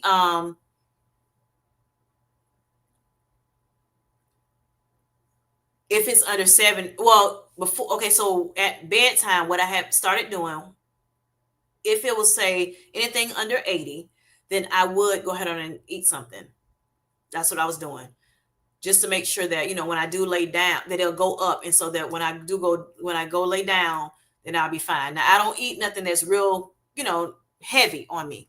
I know, like, I may eat a tangerine or cutie, mandarin orange, whichever one you want to call it, and then I may eat just a few pecans, just for the fiber, just to kind of, have a fiber and a carb, because it's, if it's like, maybe, like I said, between 75 and 80, I would do that.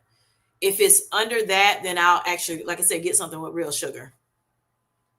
Not just, of course, the tangerine has sugar, but that fiber is going to, kind of balance out that sugar in the tangerine. So I make sure I get some real, real carbs, real simple carbs. All right. AM at night. I knew what you were saying. You like the gel over the tab, JC? JC says to Anissa, you may want to check 30 to an hour after your meals just to see what food is doing. So, Anissa, you never check, you never check your blood sugars regularly? Because I know some people don't, you know, some people don't check it at all. They just go by life with, however, take their medicine and keep it moving. Darium says, do you have the gel? I'm sorry, do you like the gel better? JC says, I just started doing the gel and the drink. They work a bit faster than a tablet. Okay, that's good to know. I did say I need to go get me some though, so I may check out those glycogen gel. I guess, is that tablets too?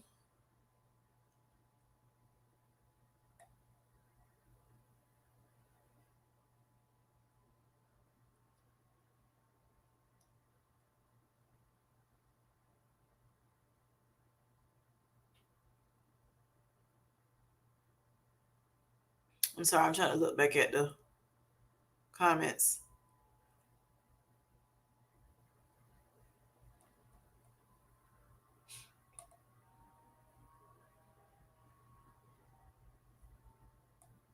I'll figure it out later. All right. So I pretty much know what Anissa says. I pretty much know what the foods I eat do thanks to previous CGM. Okay, cool. You too. All right. My diet is pretty limited until the A1C goes lower than 6.7. I heard you talk about that on your channel, Anissa, eating low carb meals as well. So when you were saying that, I was kind of smiling like, okay, that's what I did to get mine down. um, just making sure you're eating complex carbs more so than the simple carbs, because complex carbs, it's going to take longer for them to make your sugar levels go up. With the simple carbs, it turns into sugar real fast. And also, like I said, just not eating like table sugar is how I got mine down. Complex carbs, very little or to no simple carbs. All right. So Darian says, that's smart, JC. I'll pick up some just in case. All right. Sounds good, Darian. Thank you, JC. Again, CGM is like the engine and caboose of a train. It lets you know it's headed, or where it's headed and where it's been. Yes. Yes. Now, if I use a CGM now, because I never said I would never use it again, but if I go and say, purchase one now and use it, I won't be obsessed as I was before with it, because of course my my A1Cs are down now. So it's not like, oh my gosh, I got to make sure it's right. I'm trying to get it. I just ain't want to be on insulin, y'all. Truth be told, I'm like, I do not want to stick myself every day for 4-5 times a day, or 3 to 5 times a day, depending on how we eat.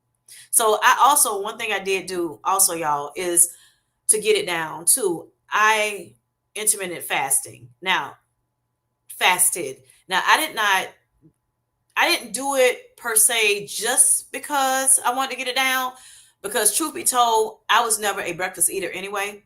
I eat breakfast, but not at breakfast time. And I really don't have to eat breakfast either, to be honest. But it's not like I love it.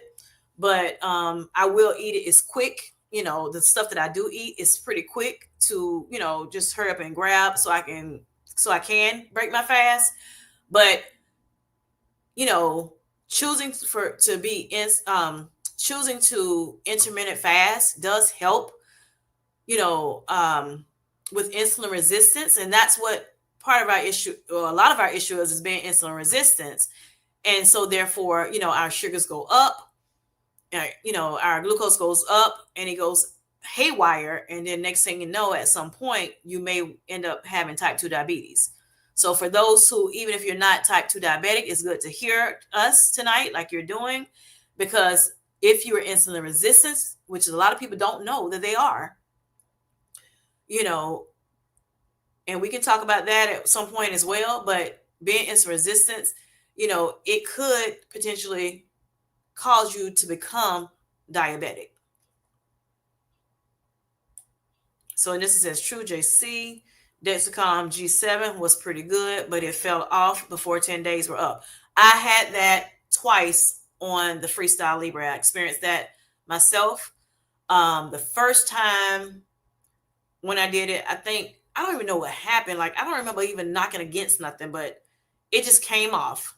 And it's like, oh my gosh, why did it come off? And so I called, the customer service rep with Freestyle Libre, and they, talked to me. They were like, where do you have it on your body? I'm like, in the back of my arm, which is the approved spot for it. And so I know some people put it in their stomach, on their thigh, and everything. And, it's up to you where you put your, your continuous glucose monitor. But the approved spot at the time was, I don't know about now because I haven't been researching about it anymore, but since I have not used it in a while, but it was, on the back of your arm. And so mine, like I said, came off. They said, okay. They sent me another one free of charge. Just like with the, I've heard people talk about, the GLP-1s, say for instance, more specifically, I heard, Lilly sometimes will give you another pen if you have an issue, with your, say, Manjaro pen or your Zepbound pen. If for some reason something goes wrong with it, you can call them and they may send you one for free to replace it, which is nice of them. But what I did was, when I talked to the young lady that helped me, in customer service department, she told me that, they have patches that you can put over it. So I got, you can get the clear ones. You can get the, ones that are, a color, and you can just put it right on top of that CGM so that it will not come off before time. All right. So JC, NISA, at reset with Anissa, got it. Also take a look at activity. Yes, activity definitely does help. All right, skin grip patches is the key to keeping CGM. Right, okay, so exactly what I was just talking about. Hey, Bellflower, how are you doing? Hope you're doing well today. Durham says most times you can call the company and tell them if fell off, and they okay. There you go. Send a replacement at least Libre. Yes, the Libre 3. Right.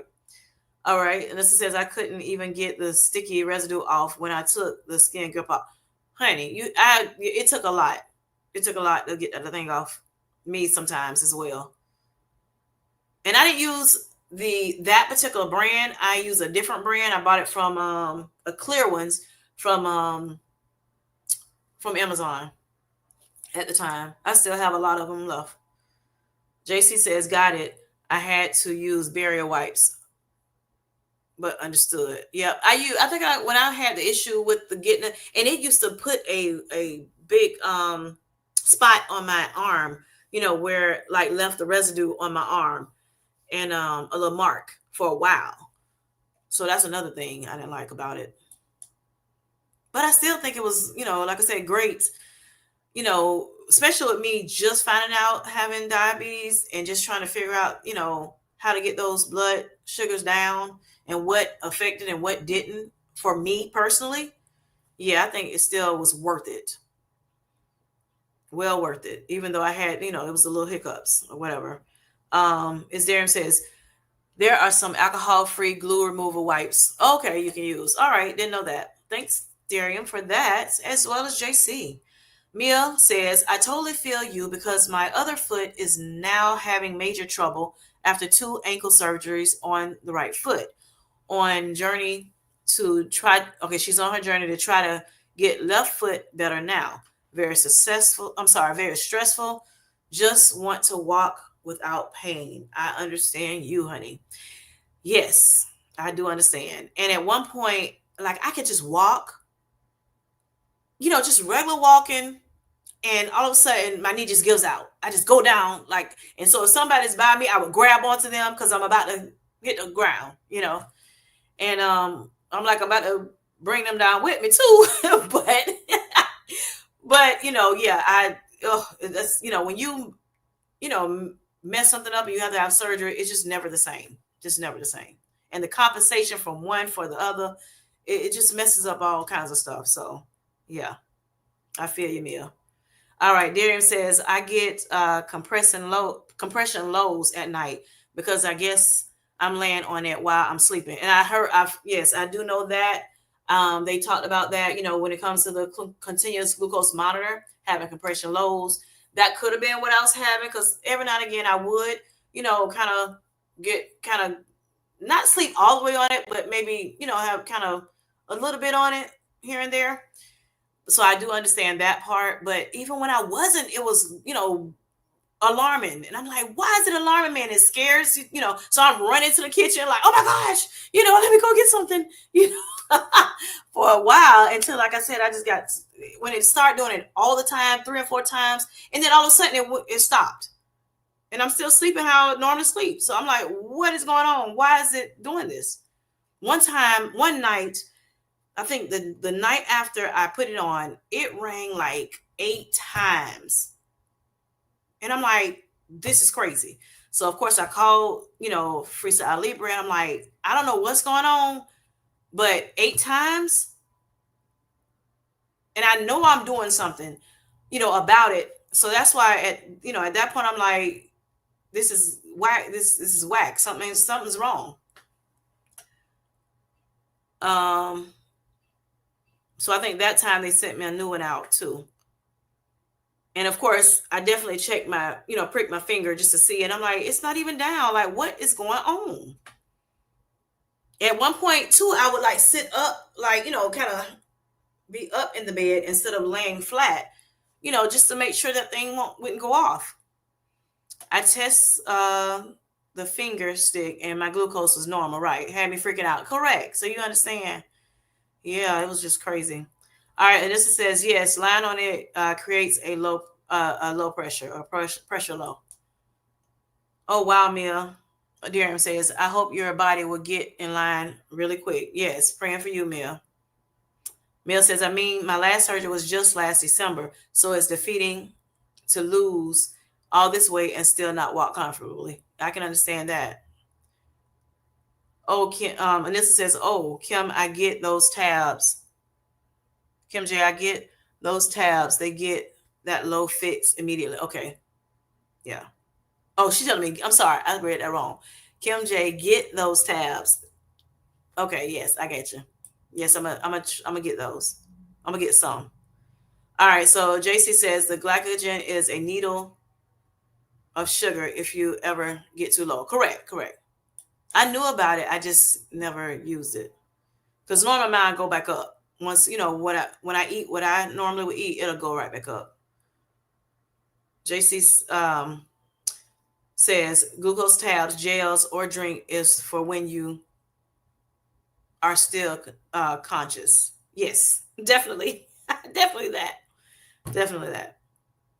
So when she says drink, she's saying some kind of sugary drink. You want to drink something with this is simple carb, real sugars, and that helps you a lot. Get your sugars back higher, and into the range that we're supposed to be, which is 70 and over.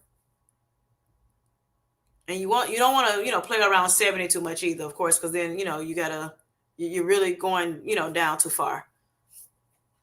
So I really would like to be between like around 84 to 89 maybe. I think that would be good for me when it comes to like fasting glucose. But thank you again, JC, for that. All right. Anissa says, I never knew there was a gel and a drink. All right. Mia says, Eli Lilly did that for me. Okay. I think I remember you talking about that, Mia. They gave whole box. They gave you a whole box. Okay. And it was your fault. I missed getting injection in the skin. I got you. Okay, good. That's awesome. A whole box. That's 4 of them. Wow. Awesome. Awesome. That was definitely nice of them. I mean, they're paying all this money. Everybody paying all this money. Why not get at least one free? Oh, boy. All right. Felicia Marie B, the birthday girl, says, I don't want to sound like oh, no. But what are signs of insulin resistance besides being overweight? Side notes. I know Miss Kim J isn't a doctor or medical. When I tell you I'm not a doctor or medical professional, not at all. And even if I was, I'm not yours. I like putting that little bit on the end. All right. So Anissa says it's not a dumb question. I don't even know, but I'm sure I am insulin resistant. You probably are, Anissa. But the way you're doing, if you're doing the things you're doing, you may be getting better, more becoming more insulin sensitive though. So kudos to you. And everybody else that's in the chat that has gotten their A1C down, or trying to get it down and doing the things that that we know we should do. Like I said, complex carbs, making sure you're balanced in your meals, things like that will help you. Exercise will help you. Staying hydrated will help you because it flushes some of the some of the glucose out of your system, through your urine, through your poop and everything like that. So yeah, those are things will help. All those things. Did somebody talk about? Okay. All right, let me go back to. I'm gonna go back to you, Felicia. Hold on. Okay, so Felicia said, Anissa, it makes her feel better knowing, that question was not a dumb question at all. It was not. I mean, how would you know if you don't ask the question, right? Okay, so JC says, Felicia, ask your doctor to do a glucose or A1C test. And Felicia is actually helping, for those who don't know, she tries to take very, very good notes and follow people that have, high A1Cs, not just because she loves us, but, and enjoys our journey. But she's helping her dad. She's been helping her dad because he has type 2 diabetes, as well as she just said in a chat today that her sister was diagnosed as well, recently diagnosed, so with type 2 diabetes. So she's, taking very, very good notes and listening and very focused because she wants to help them, as well as hopes that she doesn't get that diagnosis herself.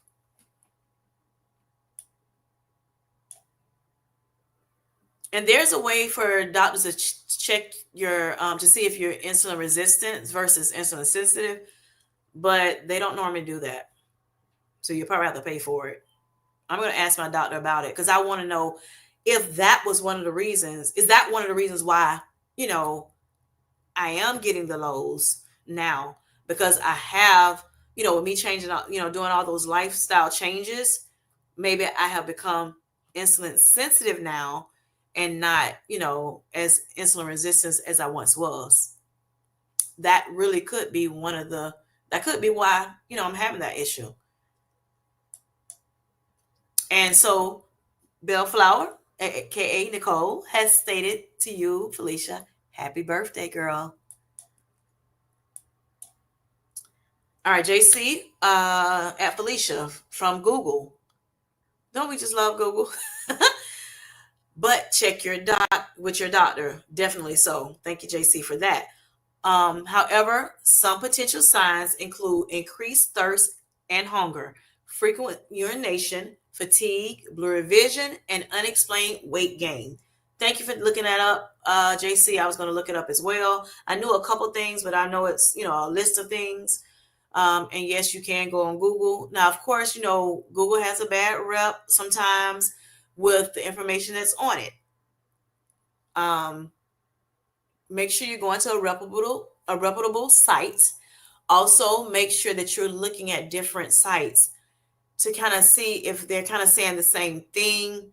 That can kind of help you. Okay, especially when I say reputable sites, I'm saying like the what is it called? What's that association called? Trying to make it. Let's see. Hold on. Uh-oh.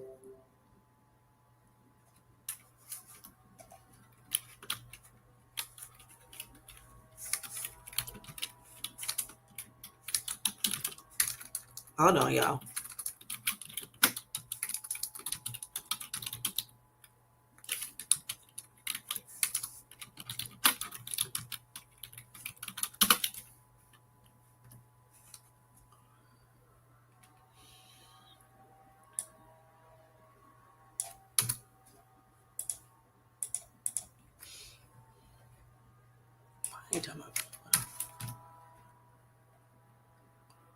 The American Diabetes Association is what I was trying to think of. That would be a reputable site. And that website is, diabetes.org.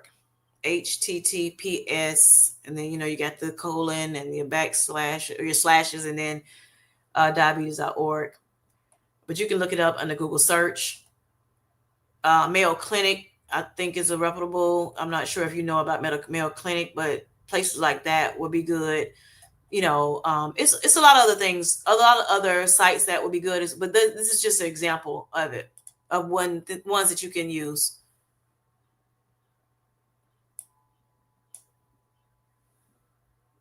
And this says happy birthday. JCLK will do. Thank you to Anissa. All right, JC says, surprisingly enough, a lot of eye doctors end up advising patients to go to their primary about diabetes because they see certain changes in their vision and eyes. Yes. So even now, so when I first found out that I had diabetes, I was at a routine wellness visit. They told me to go to, of course, I told you the hospital, but I had to start going to an endocrinologist because they are specialists when it comes to, diabetes, other things too, but diabetes. Also, I had found I had to get a specialist when it comes, for my kidney disease at the time. I had to speak with my heart doctor because I was of age to get a colonoscopy. I had to go to, a specialist for GI, and they had me go to an eye doctor to get a diabetic testing done. It was already time for me to get, my eyes exam anyway, because the year was up. So I had to get a diabetic eye exam as well. So yes, and it can mess with your vision. But when you get a certain age, over 40, sometimes you have vision changes anyway. And so therefore you may need, like, say, progressive lenses, because you may not be able to see, just out of your regular glasses or your contacts, and you may need reading glasses to help, or you can get a special type of glasses that can help you with that. But it just makes, so for me, I'm 51, I'll be 52 next month. But with me, it just made it even worse. Now, one thing I think I've said it one time before here, when I first came out the hospital, I was wearing my glasses, because I used to I would wear contacts, but my eyes were acting up when I would wear the contacts. So I would, I started, since I was home, I could wear glasses more often. And so I just started wearing the glasses again. And I never really cared to wear glasses, because I knew glasses, sometimes when you put the glasses on, you become dependent with the glasses. For some reason, with the contacts, it seems like I could see still when I took them off. When I started wearing the glasses all the time because I was home, um, and then with me not being able to sometimes see a lot with my contacts and needed the progressives, I was like, you know what? I don't want to have to keep trying to figure out, okay, now where did I put those reading glasses again? So I just wore my glasses. I would take them off so I can read, close, and then I put them on to be able to see far distance. So but for some reason, when I came out the hospital, I could, like, my vision changed to where I could see better. And I'm like, I can see clearer now. This is so weird, whatever. And so that happened for a couple of weeks. I had, went online and started looking up, could that be a change, because of the diabetes and things like that. And I found out, when you first get diagnosed with diabetes, your eyes do sometimes change. A lot of times they change and get worse. But for some reason, mine went better, and I had to take my glasses off, and I could see regular vision, with my just regular eyes. And it was like that for a couple weeks, and then it changed back. I was so excited. It changed back. So I'm like, okay, well, let me put these glasses back on. It was fun while it lasts, though. And it changed, periodically. You just never know. So always make sure, not only do you have I think it's good to, to have a endocrinologist, when you're dealing with diabetes. Yes, the PCP can help you, but it's nothing like having a specialist that, really knows, specializes in this thing, that can help you. And so that's, I started going to a specialist. But yes, that PCP did send me to a eye doctor. Okay, so, and they looked at my eyes, and they didn't see any cancer, because they could see, like, they got the 3D thing. They got all these different things, more fancy equipment, more modernized equipment. And they looked at my eyes, and they were like, your eyes look good. So, it wasn't, I didn't have any retinopathy. So that's awesome. That was another reason why I wanted to get that sugar under control very fast, because diabetes can affect all kinds of stuff in your body. Retinopathy, which is your eyes. You got neuropathy, which your nerves. You can lose limbs, because of the diabetes. I mean, it's some of everything, but those are a few things that, it can, affect, which is why I was so scared, when I found out about it initially. Michelle says, I am very much listening. I think maybe in December I could have been prior to ZEP. My A1C is 5.6 now. Oh, great. Back in the normal range, on ZEP for almost 6 months. I have actually it's in the normal range, really. It's at the tip of it, because it's 5.6 or under the normal range is, Michelle. I have to listen because I was dealing with a lot of symptoms prior. Yes. So you were pre-diabetic, were you? Or were you in the normal range, but just kind of borderline diabetic, Michelle? But yes, that Zepbound should definitely be helping you, especially if you're watching your carb intake. Try to eat, like I said, it's best to kind of eat more of the complex carbs, like the whole grains, um, beans and things like that. Um, Whole grain bread, sweet potato versus a regular white potato, um, brown rice, things like that. Those will be considered like complex carbs. Not saying you can't eat simple carbs. We can all eat simple carbs, but you just want to monitor how much of them you eat. You want to choose those complex carbs more than you choose that simple carbs. And when you eating, try to make sure, which is something else I did too. Um, Pair your carbs with something else, like a fiber or a protein. Try to front load with your fiber and protein or veggies before you eat those carbs. That also helps because now you're front loading with, things that do not hurt your sugar as much. And then when you eat the carb, whether it's complex or simple, it'll front load you, so the simple carbs or whatever won't push your glucose up so fast. That is a good tip as well.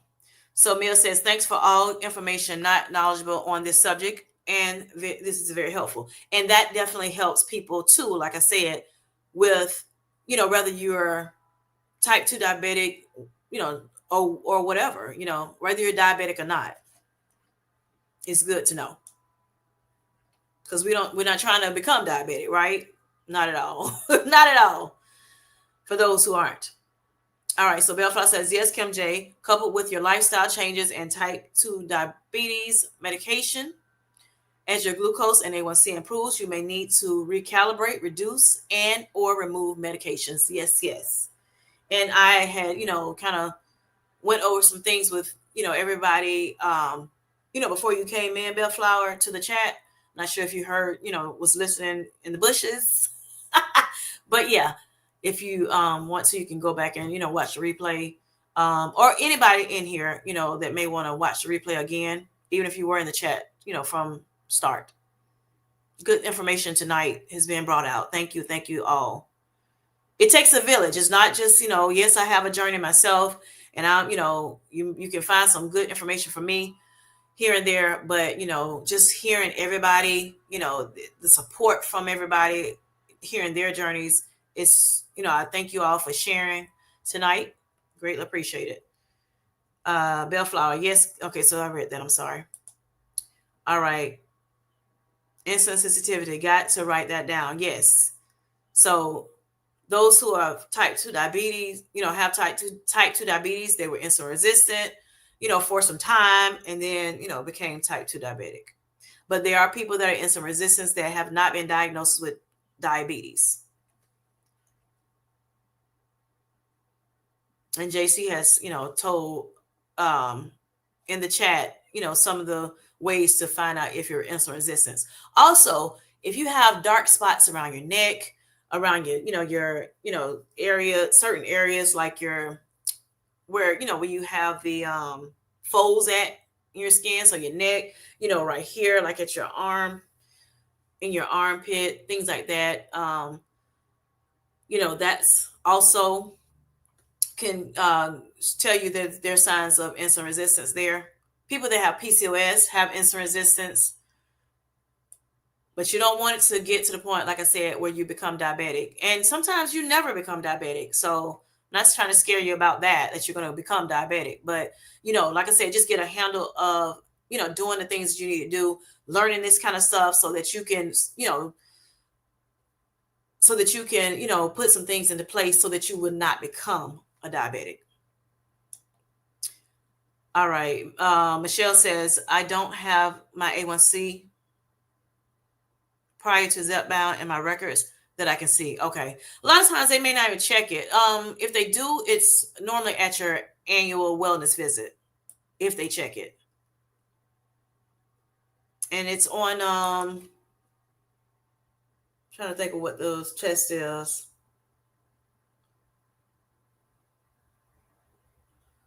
Let me see. Hold on.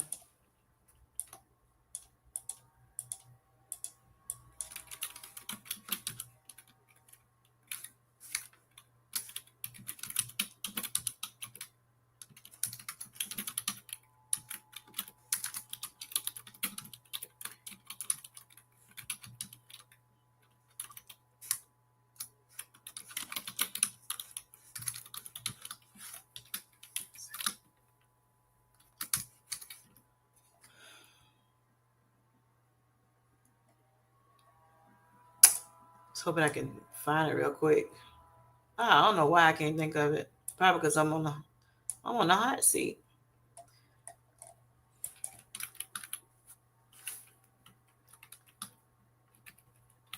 It's a oh my gosh, I can't think of it. If it come back to me, I'll let you know.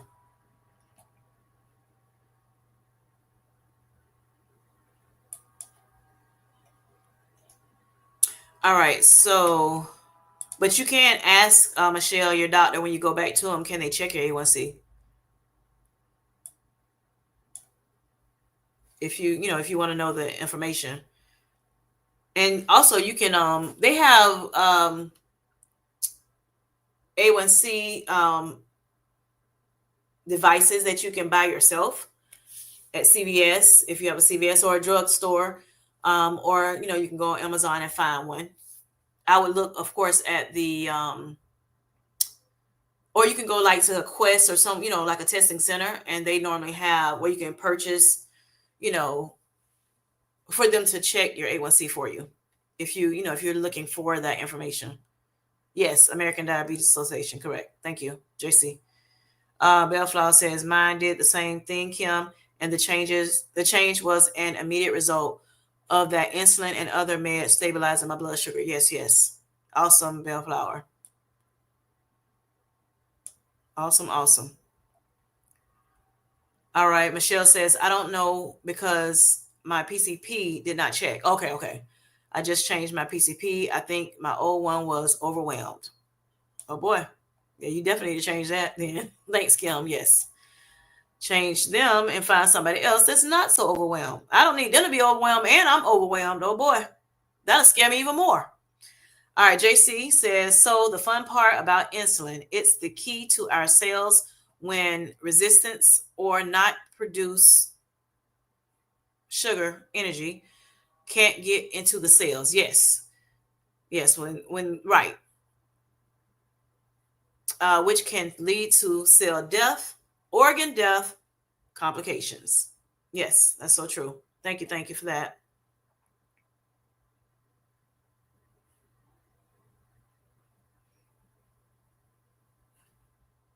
So you have your glucose coming in from those, going up because of your sugars, the sugars that you eat, either the carbs or simple sugars, like table sugar or drinking sugar. Um, it'll go into your system, and it's supposed to, go certain places within your body, and insulin produces, and it's supposed to, put it where it's supposed to be and come out your system in a certain amount of time. And when when your body is overwhelmed with all the sugars, the glucose and everything, then it doesn't work properly anymore like it should, which, like she said, leads to it doesn't get into the cell properly. It leads to cell death at times, as well as complications of organ death. So true. All right, Lynn T, you're giving excellent tips. Thank you, and welcome to the channel. How are you doing? Or to the chat, I should say. I'm talking about the channel. To the chat. JC, also, sugars sitting in your blood can become acidic, which leads to ketoacidosis, equals extremely high blood sugar. Yes, yes.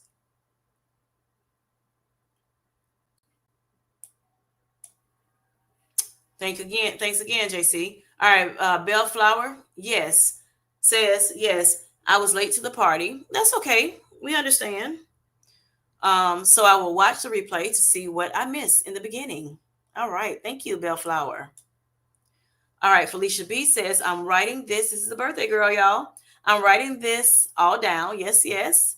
JC, my goodness, you are very knowledgeable. Not to push anything on you, but you should do a live with Kim J. No pressure, though.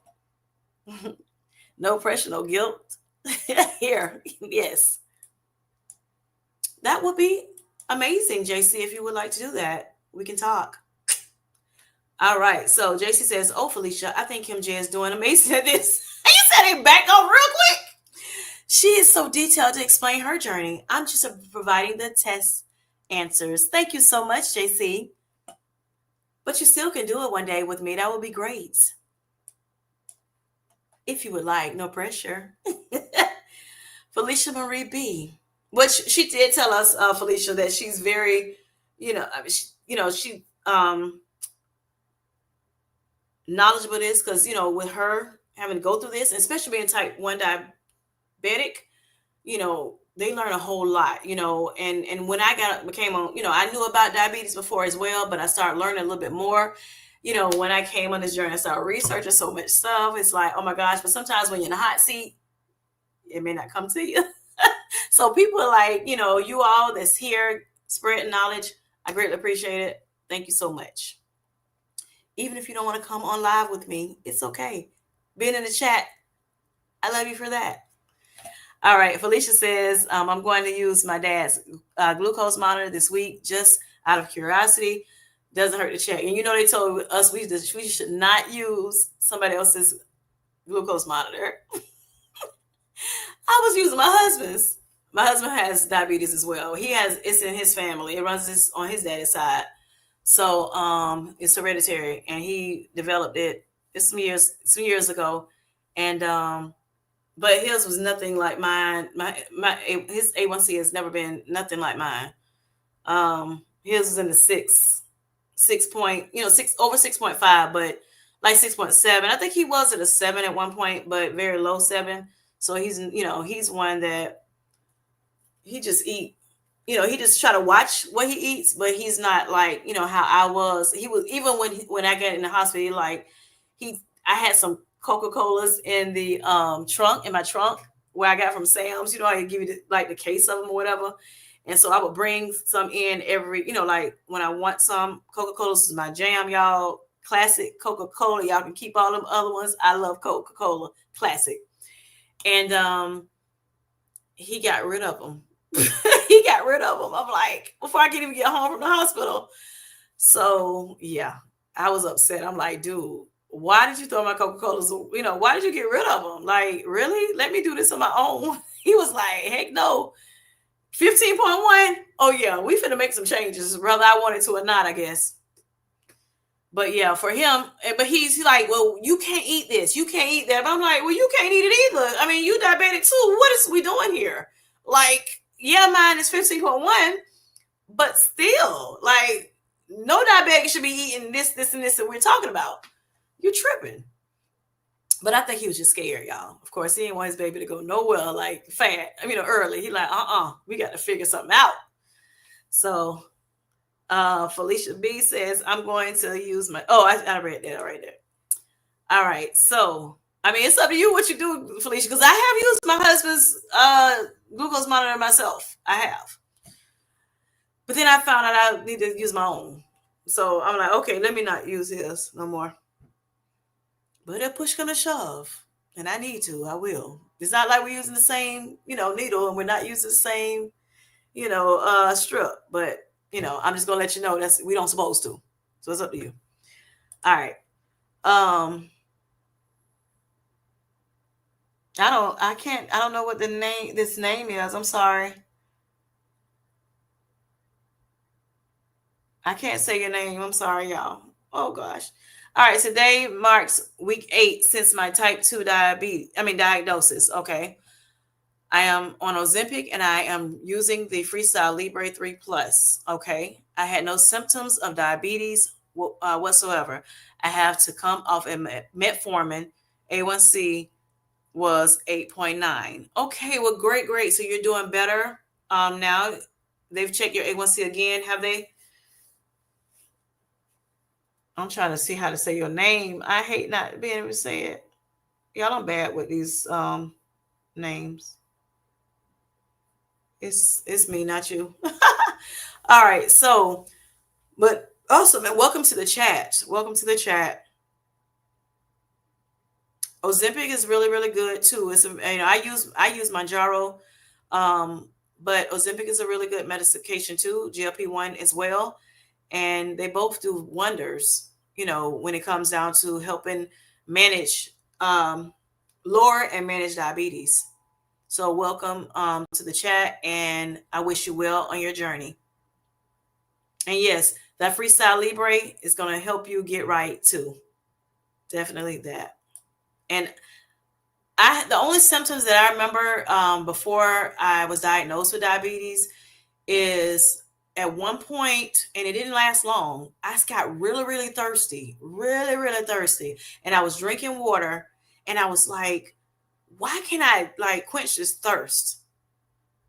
And so just as sure as I would drink a 16-ounce, bottle of water, I had to run to the bathroom, use the bathroom, and ran back right back in the kitchen to get more water. And I'm like, and I'm thinking I was good. I'm like, yes, I'm drinking more water. Look at me. I'm using the bath, I'm peeing because, I'm drinking the water. I understand that. That makes sense. Didn't realize they was going to tell me that my A1C was 15.1. 2 months later. Crazy. So Michelle says, my new doctor checked 2 weeks ago. It was 5. Okay, gotcha. 5.6. Thanks for all the advice and taking the time to look. Yes. Of course. Lynn T, but I'll let you know what that what the test I'm talking about that they use. Lynn T says, I'm great. Thanks. Wonderful. All right. So I also went to the ophthalmologist to test for diabetic retinopathy and glaucoma. Okay. Oh, you're 64. Okay, cool. Okay, yes, ophthalmologist. Yes. I need to get an ophthalmologist, I think, at this point, because like I said, with me having the issues with, just with me being diabetic, even though it's, in the normal range, I still have to, make sure that my eyes are good. They need to continuously check me, but also because of, me having issues and needing now at this age, needing, what is it? What I said it was progressive lenses. I think you're probably good. When I talked to my kidney doctor and told him I went to one of the, like the little eye doctors they have around town, just different little eye doctors, that are a chain type eye doctor. He just busts out laughing. He like, really? I'm like, yes. But they have, like I said, they have the more up to date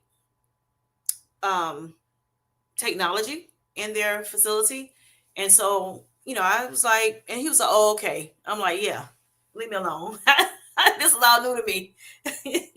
And my eyes, they're not, I don't have like really, really bad vision. Like, like 5s and 7s and 8s like that. No. So I just went to the, the regular little places around town. Bellflower says, kudos for coming off the metformin. Yes. Awesome. Looks like you are on the right track and road to normal blood sugar and A1C. Correct. Yes. That is awesome. Felicia says, congratulations. I last 2 days on metformin. Did you have like stomach issues? Did it make you have like diarrhea? That's what I hear most about metformin for those who are having issues or making them feel nauseous and things like that. Yeah. But like I said, some people on metformin, they do good. No problems. And I guess that's what all this medication, y'all. All of the medication. That's why I laugh a lot of times when they, trip about people that's been on, deciding to use GLP-1 medications. I'm like, do you know that all medications have side effects? And it seemed like a whole lot of them said, they read it, like, especially on the commercial, it gives you all these side effects and then it says death. And it's like, really? For real? So when it comes to GLP-1, just like any other medication, it depends on what you decide to take to help, combat the situation that you're facing. So, lay off the GLP-1 users, step back, calm down, because other things that we use, every day, even Tylenol, even ibuprofen, just for instance, people that have kidney disease, they shouldn't use ibuprofen.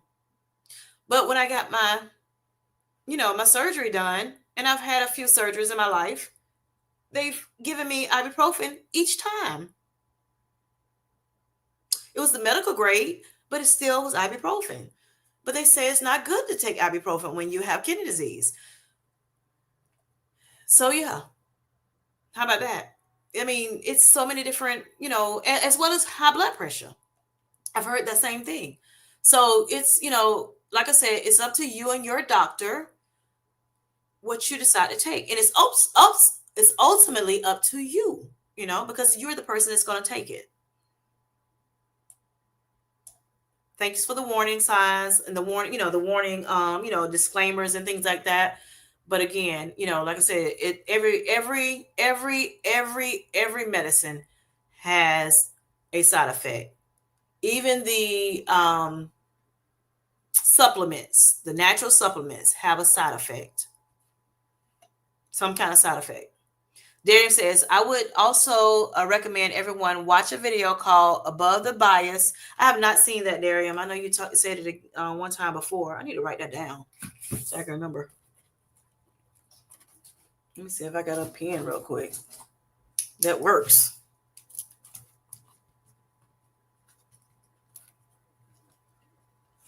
Okay, so it's about individuals living with the disease of diabetes. And what was the one? Let me go back. Well, I can go back to it. JC, if y'all go back in the comments, if you can go, go back up in the comments. Gave 2 books that's good to that may be a good readers if you would like to, concerning diabetes as well. All right, so JC says, thank you, it's Darium. I had not heard of that movie. And it's a very short movie, I remember Darium saying. For those who, like scrolling through quick and not looking at full lives, videos, movies, whatever. They don't have the time, busy people. So at Bellflower, my wardrobe could not afford metformin and I could not leave my house. Gotcha. Understandable. Idiosyncratic? Is it? Cratic? Idiosyncratic? Is that right? That's a lot. Oh, God. Oh, my gosh. I have to say it over and over. We are proud of you. Idiosyncratic, girl. Is that right? I'm probably saying it wrong still. All right, Bellflower. You have a shorter name? Not you, Bellflower. Idiosyncratic. I'm probably still not saying it right. I meant to tell you, Darium, Bellflower says, that I watched The Spot when you recommended a few weeks ago. Just didn't want to say it on others' lives since you suggested to me and Kim's live. I got you. I missed that a little. All right, Darium says, that's respectful.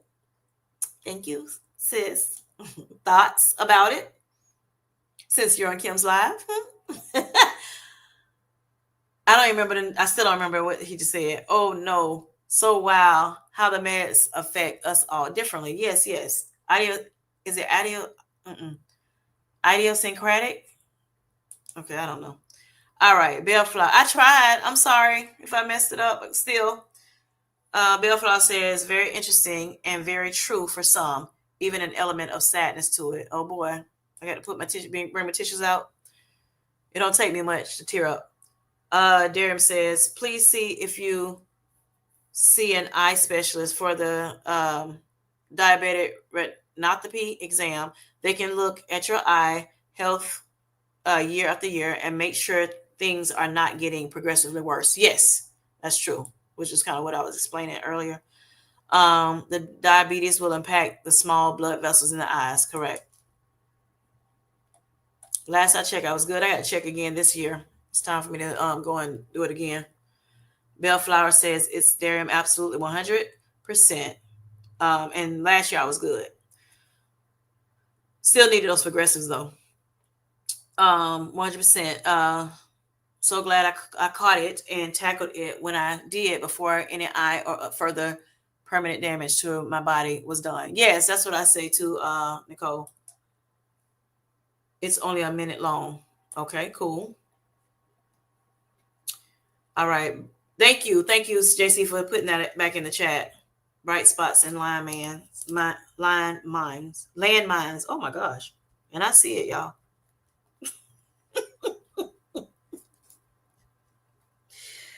Landmines. All right. I'm going to check and see if that's on Audible, honey. Oh, and think like a pancreas.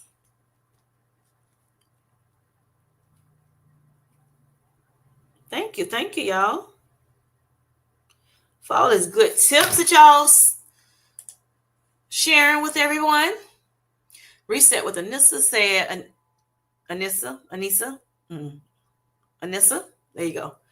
Metformin extended release was okay. That's what I was talking about, the extended release. So I knew it was a regular one and then an extended release one. And I heard it was a little bit better than the regular one. But my doctor said immediate release would give me diarrhea. And like I said, I heard a lot of people have that problem. Ain't nobody got time for that. All right. Anissa says, my vision got better when my A1C came down. Had to get the glasses. Oh, cool. Awesome. Darian says, dang, you're going to need those progressive really soon. I need them now. Soon. Bill Flow says, reset with a...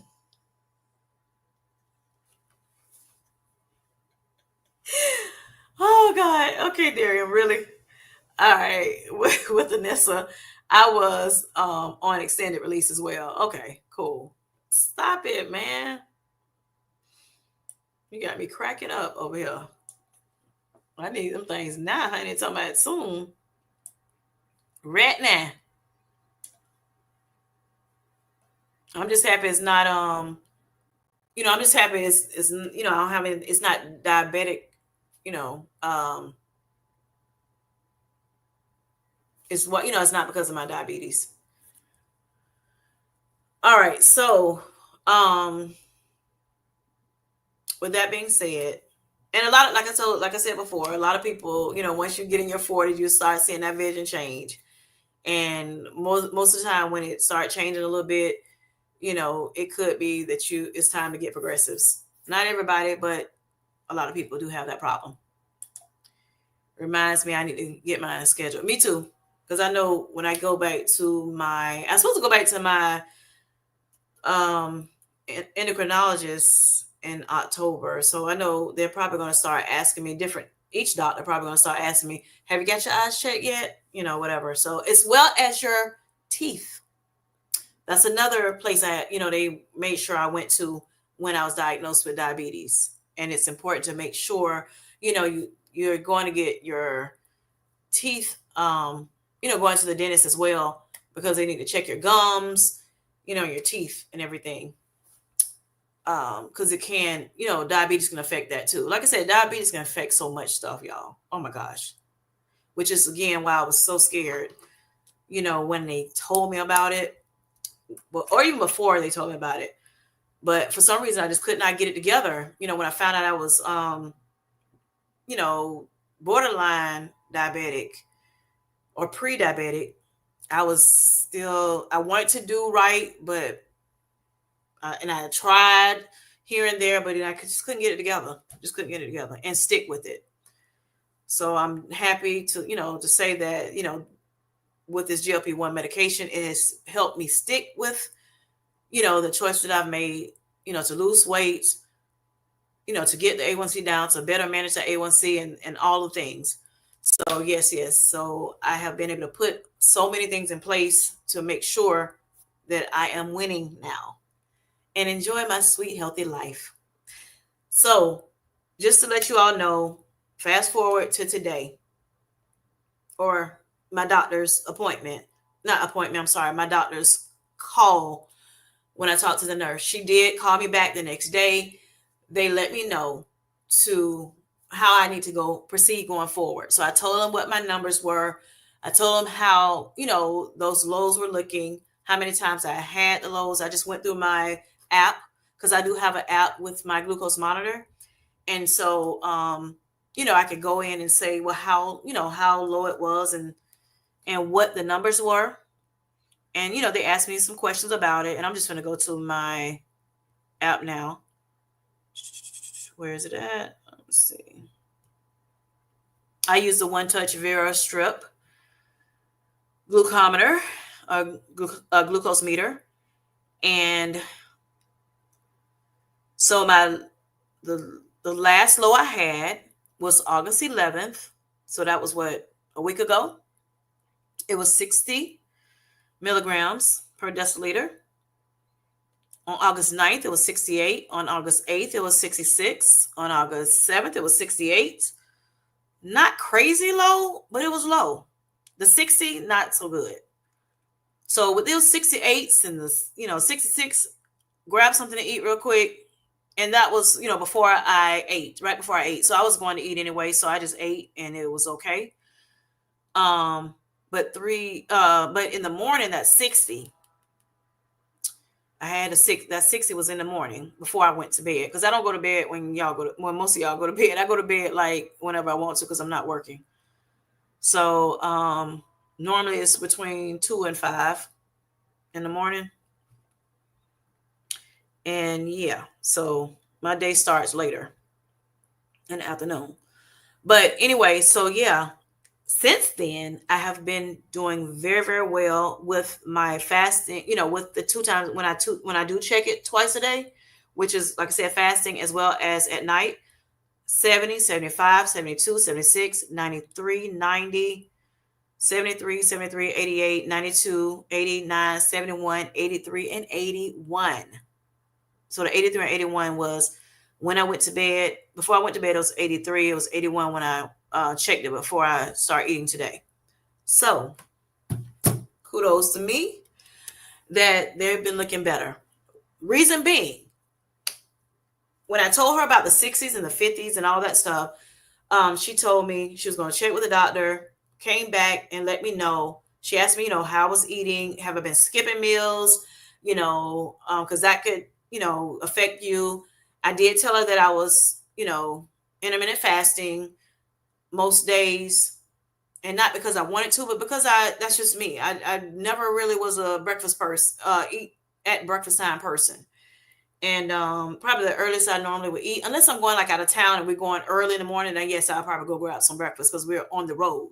But if it's like me just walking around the house on a typical Saturday before this diabetes, I may not eat to between 11:30 and 1:30 is when I would eat my first meal. And I'm talking about breakfast food, like grits, eggs, corned beef hash. When I didn't eat eggs, I gave them to the other people in the house. But grits, corned beef hash, bacon or sausage, something like that. Maybe toast, maybe not. Maybe biscuit, maybe not. I don't have to have that. So yeah, I would eat stuff like that. So I just never was when I was working, when I ate breakfast, it was really more like maybe 10:30, 11 o'clock, something like that. And I was always ate, if I didn't eat breakfast, I still ate lunch like 1:30. So that's just how it was. And it's always been that way. But yes, so what she told me is to start, because I have 2 more pens right now on me on the 7.5 milligram pens of Manjaro. And she said, okay, skip this week, which I said I already did. I didn't take it, what I normally would, because I knew I was calling you and I was waiting on you to call me back. And I knew I could, wait another day. So in case they wanted me to take it. So she said, okay, cool. You did not take it. Good. Go ahead on and not take it this week. Take it again next week. And then, skip it again the next. So I'm doing every other week. So every 14 days instead of every 7 days. So that's what I'm doing right now. So this week I have not been on it. Normally I would take my shot in the middle of the night before I go to bed. That Wednesday, Thursday in the middle of the night. So maybe 3, 4, 5 o'clock in the morning, I would take it before I go to bed. And So like I said, I didn't take it then, and now, and I've been, just not on anything this week. I will take it around that same time on Thursday, very, very early Thursday morning. I'll take my, the 7.5 milligrams again. And then 2 weeks later, I'll take another one. And so she also stated that she's going to put me back down on the 5 milligrams. So I'll start doing that after I take these 2 doses of the 7.5. So that's my new thing. But, this week, like I said, I've been doing better with the sugars since I'm not on the 7.5. And my sugars have not gone crazy up, when I, normally take it. And I still, like I said, still have some 70s. So once I get through with these 2 pens, she was like, I don't want you to, waste your pens, okay? Because, this stuff costs money. And, but she wants me to make sure, that I start my 5 milligram dosage. So I'll go back to my weekly dosage at the time, when I pick my prescription up. So that's what I'm doing, y'all. Yep, in the middle of the morning. Yep. I used to be a night owl like Kim J. Yes. It's how I do want to not sleep. I want to start sleeping, back again at night, when everybody else does, so when I wake up in the morning, I have more of a day. Because of course, a lot of things, close, like if I gotta go to stores and stuff like that. And I don't start moving a lot until much later in the day, because of course I don't get up until between 11:30 and 2:30 p.m. So with that being said, depending on, how, whatever time I went to bed. So now everything is pushed back. So now, at night, I'm going out at night, doing different things. And everybody like, you shouldn't be out at night. You need to be home, blah, blah, blah. Not scared of the dark, but I understand where they come from, because it's crazy out here in this world, right? In the daytime. So, nighttime could be crazy. But yeah, so I would love to go back to sleep, because when my husband gets up in the morning for work, and he sees my eyes look like I roll over, he gonna start talking to me. And so now sleep is interrupted. He don't understand that you should sleep the whole 7 hours, 8 hours, and things like that. He see them eyes look like they want to open, he gonna start chatting, So if I get up earlier, I, have more of my day and be able to enjoy him before he goes to work. Enjoy time with him. Bellflower says, "Oh wow, so interesting. My doctor will likely be will be adjusting me to pretty soon." I remember you saying that, Nicole. Keep us posted how you're feeling and with appetite and things with the changes. So, as far as the appetite is concerned, I have had a little moments where I'm like, I'm used to eating, because what I did when when I had asked you all about, what you all have done if you have low blood sugars, the last couple lives I had asked you all. And and then I asked somebody else about theirs, but I'm talking about somebody else. I asked Delilah how she did with hers. And she said she would eat a little something before she went, to bed. And that started helping her. And then she started intermittent fasting as well. And that has helped her along the way. And so I would take my blood sugar, and then depending on what the blood sugar was, that's when I intermittent fast. I'm sorry, it's intermittent fast. That's when I, said, okay, well, I need to eat something before I lay down. And what I decided to do was, let me eat first. Eat real quick, eat a little something real quick, go take a bath, kind of wind down, check my sugar, and then go to bed. That's what I was doing. And so that did help a little bit more until I started, like I said, called my doctor and actually talked to the nurse about it. And like I said, she relayed the message, what my actual doctor said for me to do. But because I had so many low sugars and I was not skipping meals, and I made sure, what do you mean when you say skip meals? I'm not eating early in the, during the daytime, I'm eating a little bit later. I'm not eating, I'm intermittent fasting. Um, and so then that's when she was like, oh, okay, that's fine. Or what have you. She was like, but she just want to make sure I wasn't like skipping, I guess, okay, I'm not eating anything. Like some people on the GLP-1, they can't eat nothing. All they do is drink, like protein shakes and things like that to get the protein up. But yeah, I don't have those. I've never had that. I've always been able to eat. I may take a longer time to eat, but when I eat, I eat. My portions has never been, I never was a person that can eat a lot at one time. It was more so what I ate, like I love eating out a lot.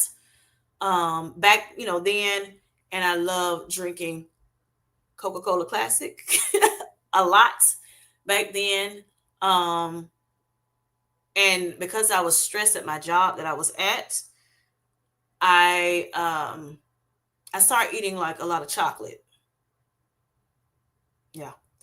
So, or really, like I got maybe once a week, I would get this huge chunk of cake, and I would eat it in one or two settings, and I was good for the day, or good for the week. But I had to have a little something like that. So things like that I did versus cooking at home as much as I should have been doing. I know how to cook, but I just got to the point where I start eating out a lot because I was working late, and so therefore, and I don't meal prep, so therefore I would eat out, and that kind of, just, and the stress of that job. Oh my gosh, I was on the job for right 2 days shy of a year, but it was so stressful. That job was so stressful. So, it was a blessing in disguise when I got laid off. It was, like they said, due to business decisions. When I got on the job, it was very, very, they were very, very behind in their work, and they needed people to come in and help, get it back to where it should be. And at that point, once we got everything finished, they wind up doing a layoff. And also it was a transition in companies, like somebody bought our company out. So that was another thing, sometimes when a new company comes in, they start getting rid of some people or get rid of some areas. So yeah, that's what happened with that.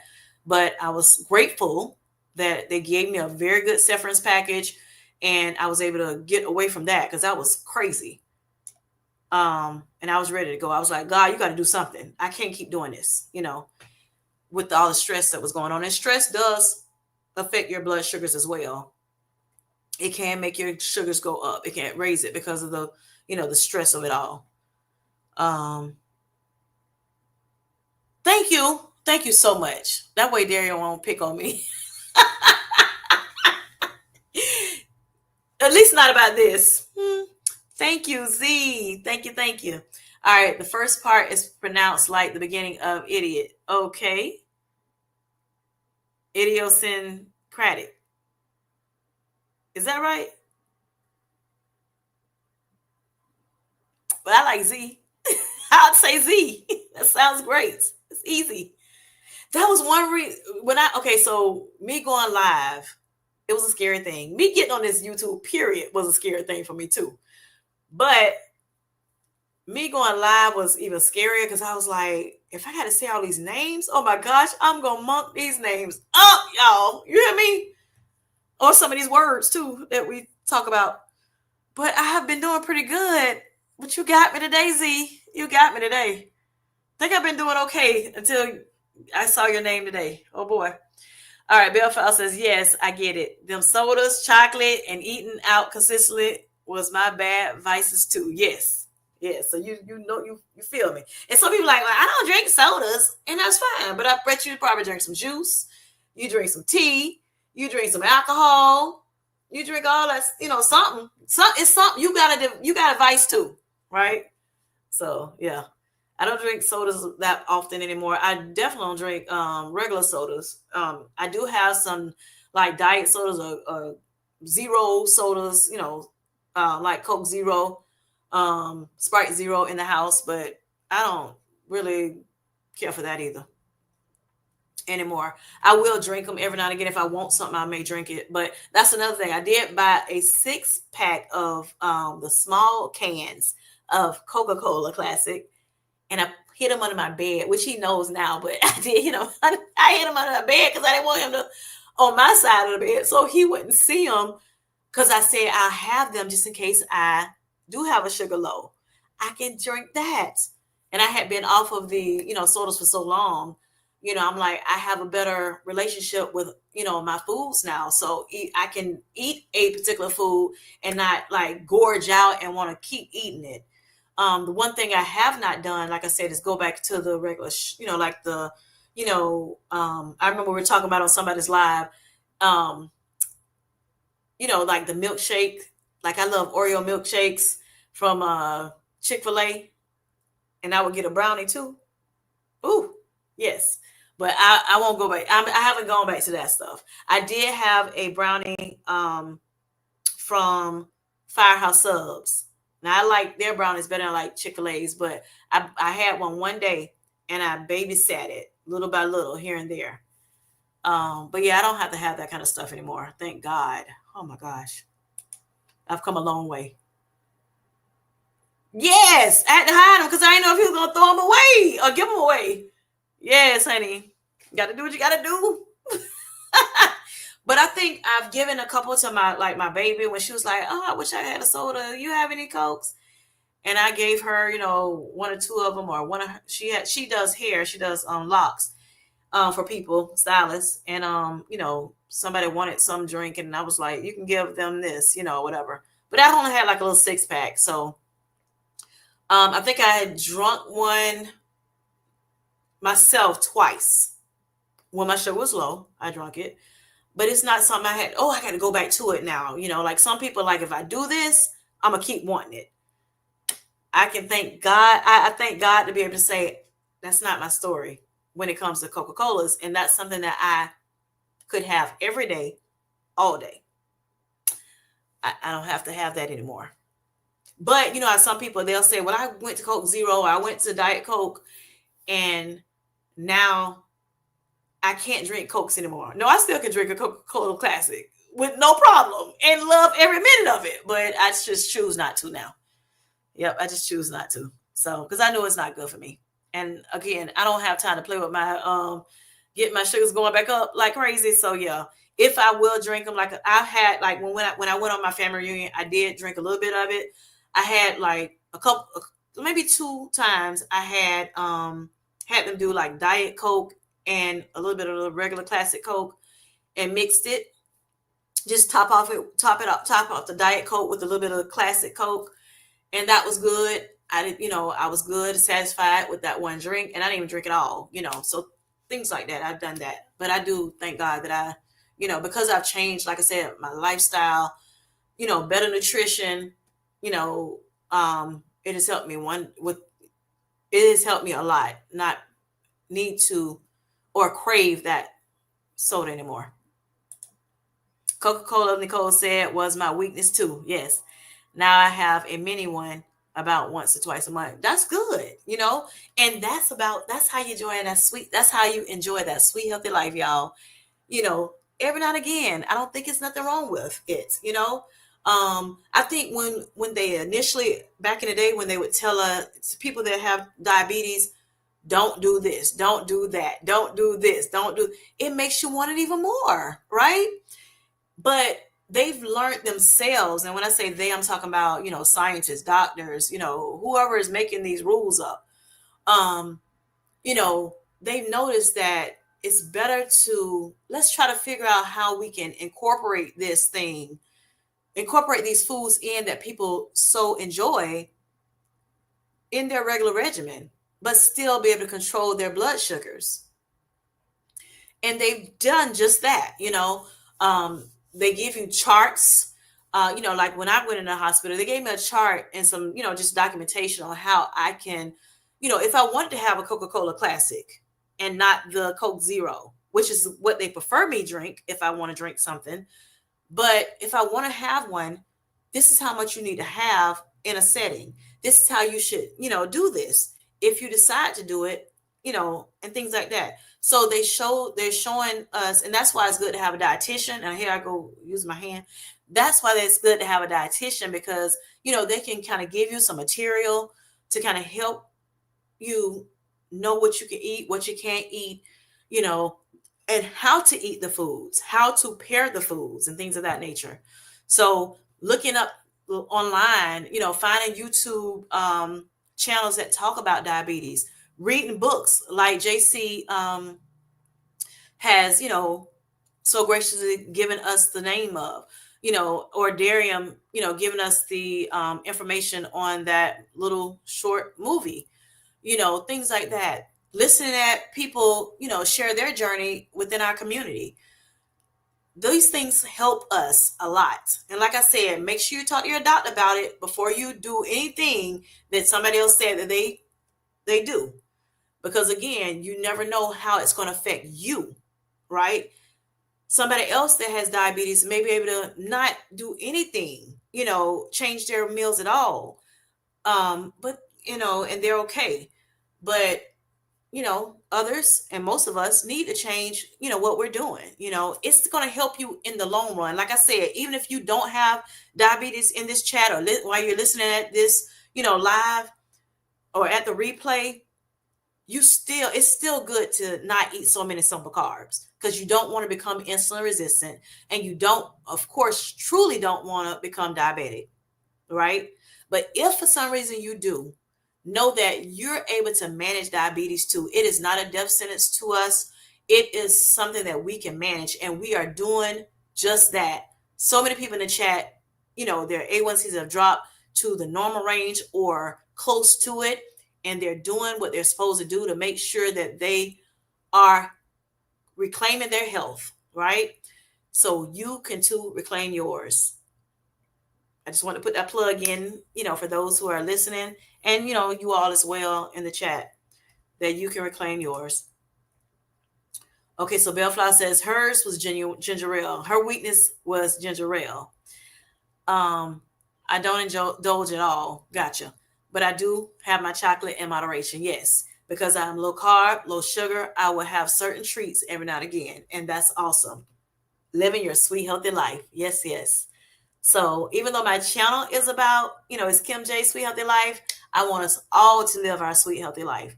So one other thing, besides letting you all know that I am better controlling these blood sugars, and I told you all my A1C in January was 5.6. Well, in May, it went down a little bit more to 5.5. So I'm still on the road of, just doing well, right? I'm on the road. And make sure y'all get your blood work done, at least once a year. For those who are not diabetic, and for those who are diabetic, you need to, of course, need to go to that doctor more often, throughout the year. Your doctor will let you know how often, but you need to make sure you're getting checked. You get your blood work checked. I talked about on my video that I released, what was it, yesterday, about making sure you know your numbers, your blood pressure, your blood sugar numbers, your blood work, because yes, you want all of those numbers, all the things they're checking to be in the normal range, y'all. That's what we're trying to get back to. If you have highs or lows, and yeah, we can do it. We can do it. So one other thing, y'all, I want to talk about, and then we can go, is the name, our name. So I know people have their little names, for the people that, is in their community. And Darium so graciously thought of Healthy Hustlers for us. And he was like, well, it might be too masculine. And I'm like, yeah, it could be, whatever. But that's what we've been, rolling with. But I had thought, and I had not thought of a name myself. But, I started thinking about it a little bit more. Thank you, Bellflower. I had started thinking about a little bit more of what I can name, our community, the small community, of course, because we have a big community too out there. Hold on, let me get back to my little name. I don't want to say it wrong because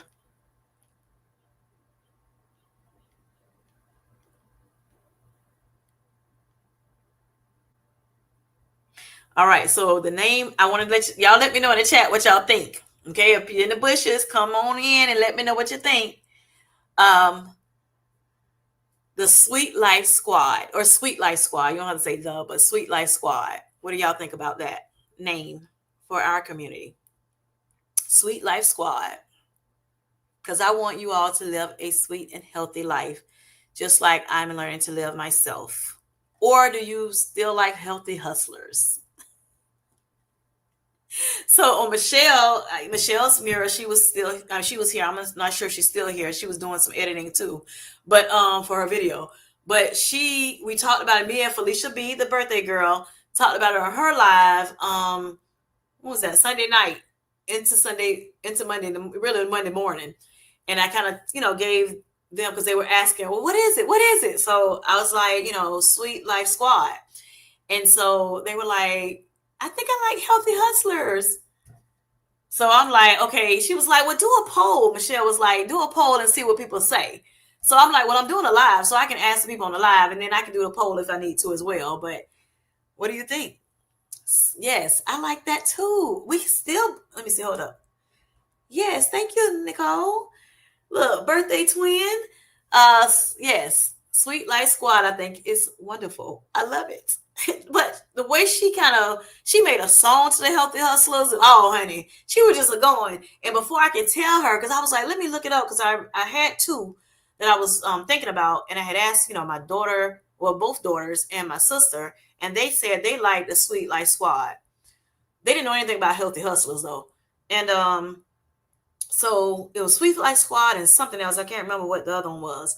But I was like, I think I really like Sweet Life Squad, whatever. So I'm going to present it on Tuesday to everyone and just see what they think or whatever. So, that's hence today. But since Michelle kept saying, well, what is it gonna be? What is it gonna be? I was like, she was like, well, you can wait to Tuesday. I was like, because I'm gonna wait to Tuesday and let everybody know. So she was like, well, you can wait to Tuesday if you want to, if you don't want to tell me.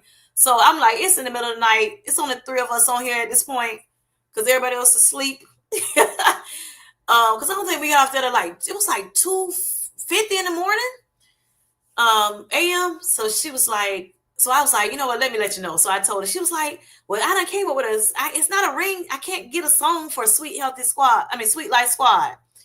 And I'm like, does it have to be a song though? And so she was laughing. She was like, no, it don't have to be a song. It don't have to be a ring to it. I was just saying. And so she was like, we are the healthy hustlers. She just a going. And I'm like, we can be that too.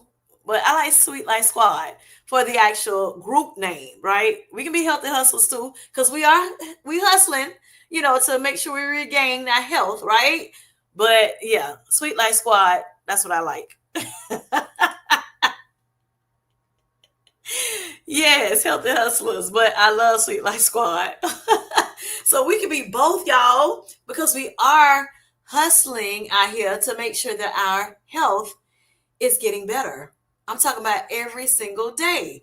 And we're doing all the things, right? That's what we're doing in our community. We're doing all the things to make sure that we are living our sweet, healthy life. But Sweet Life Squad to me I like it better as far as like I said, a actual, name for the group, a group name. So yeah, we're going to keep both of them. We're adopting both of them.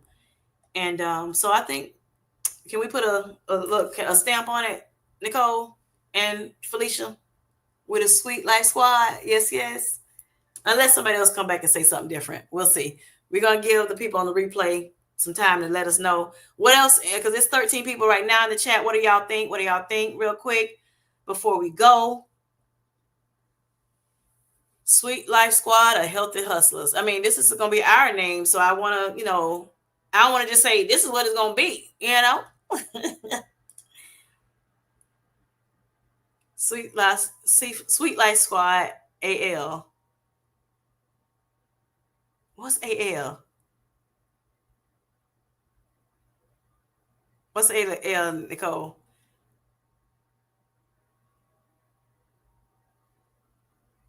Okay. It's a okay, gotcha. All right, Miss Linda. Okay. Gotcha. Yes. Thank you, Nicole. All right. Okay, y'all.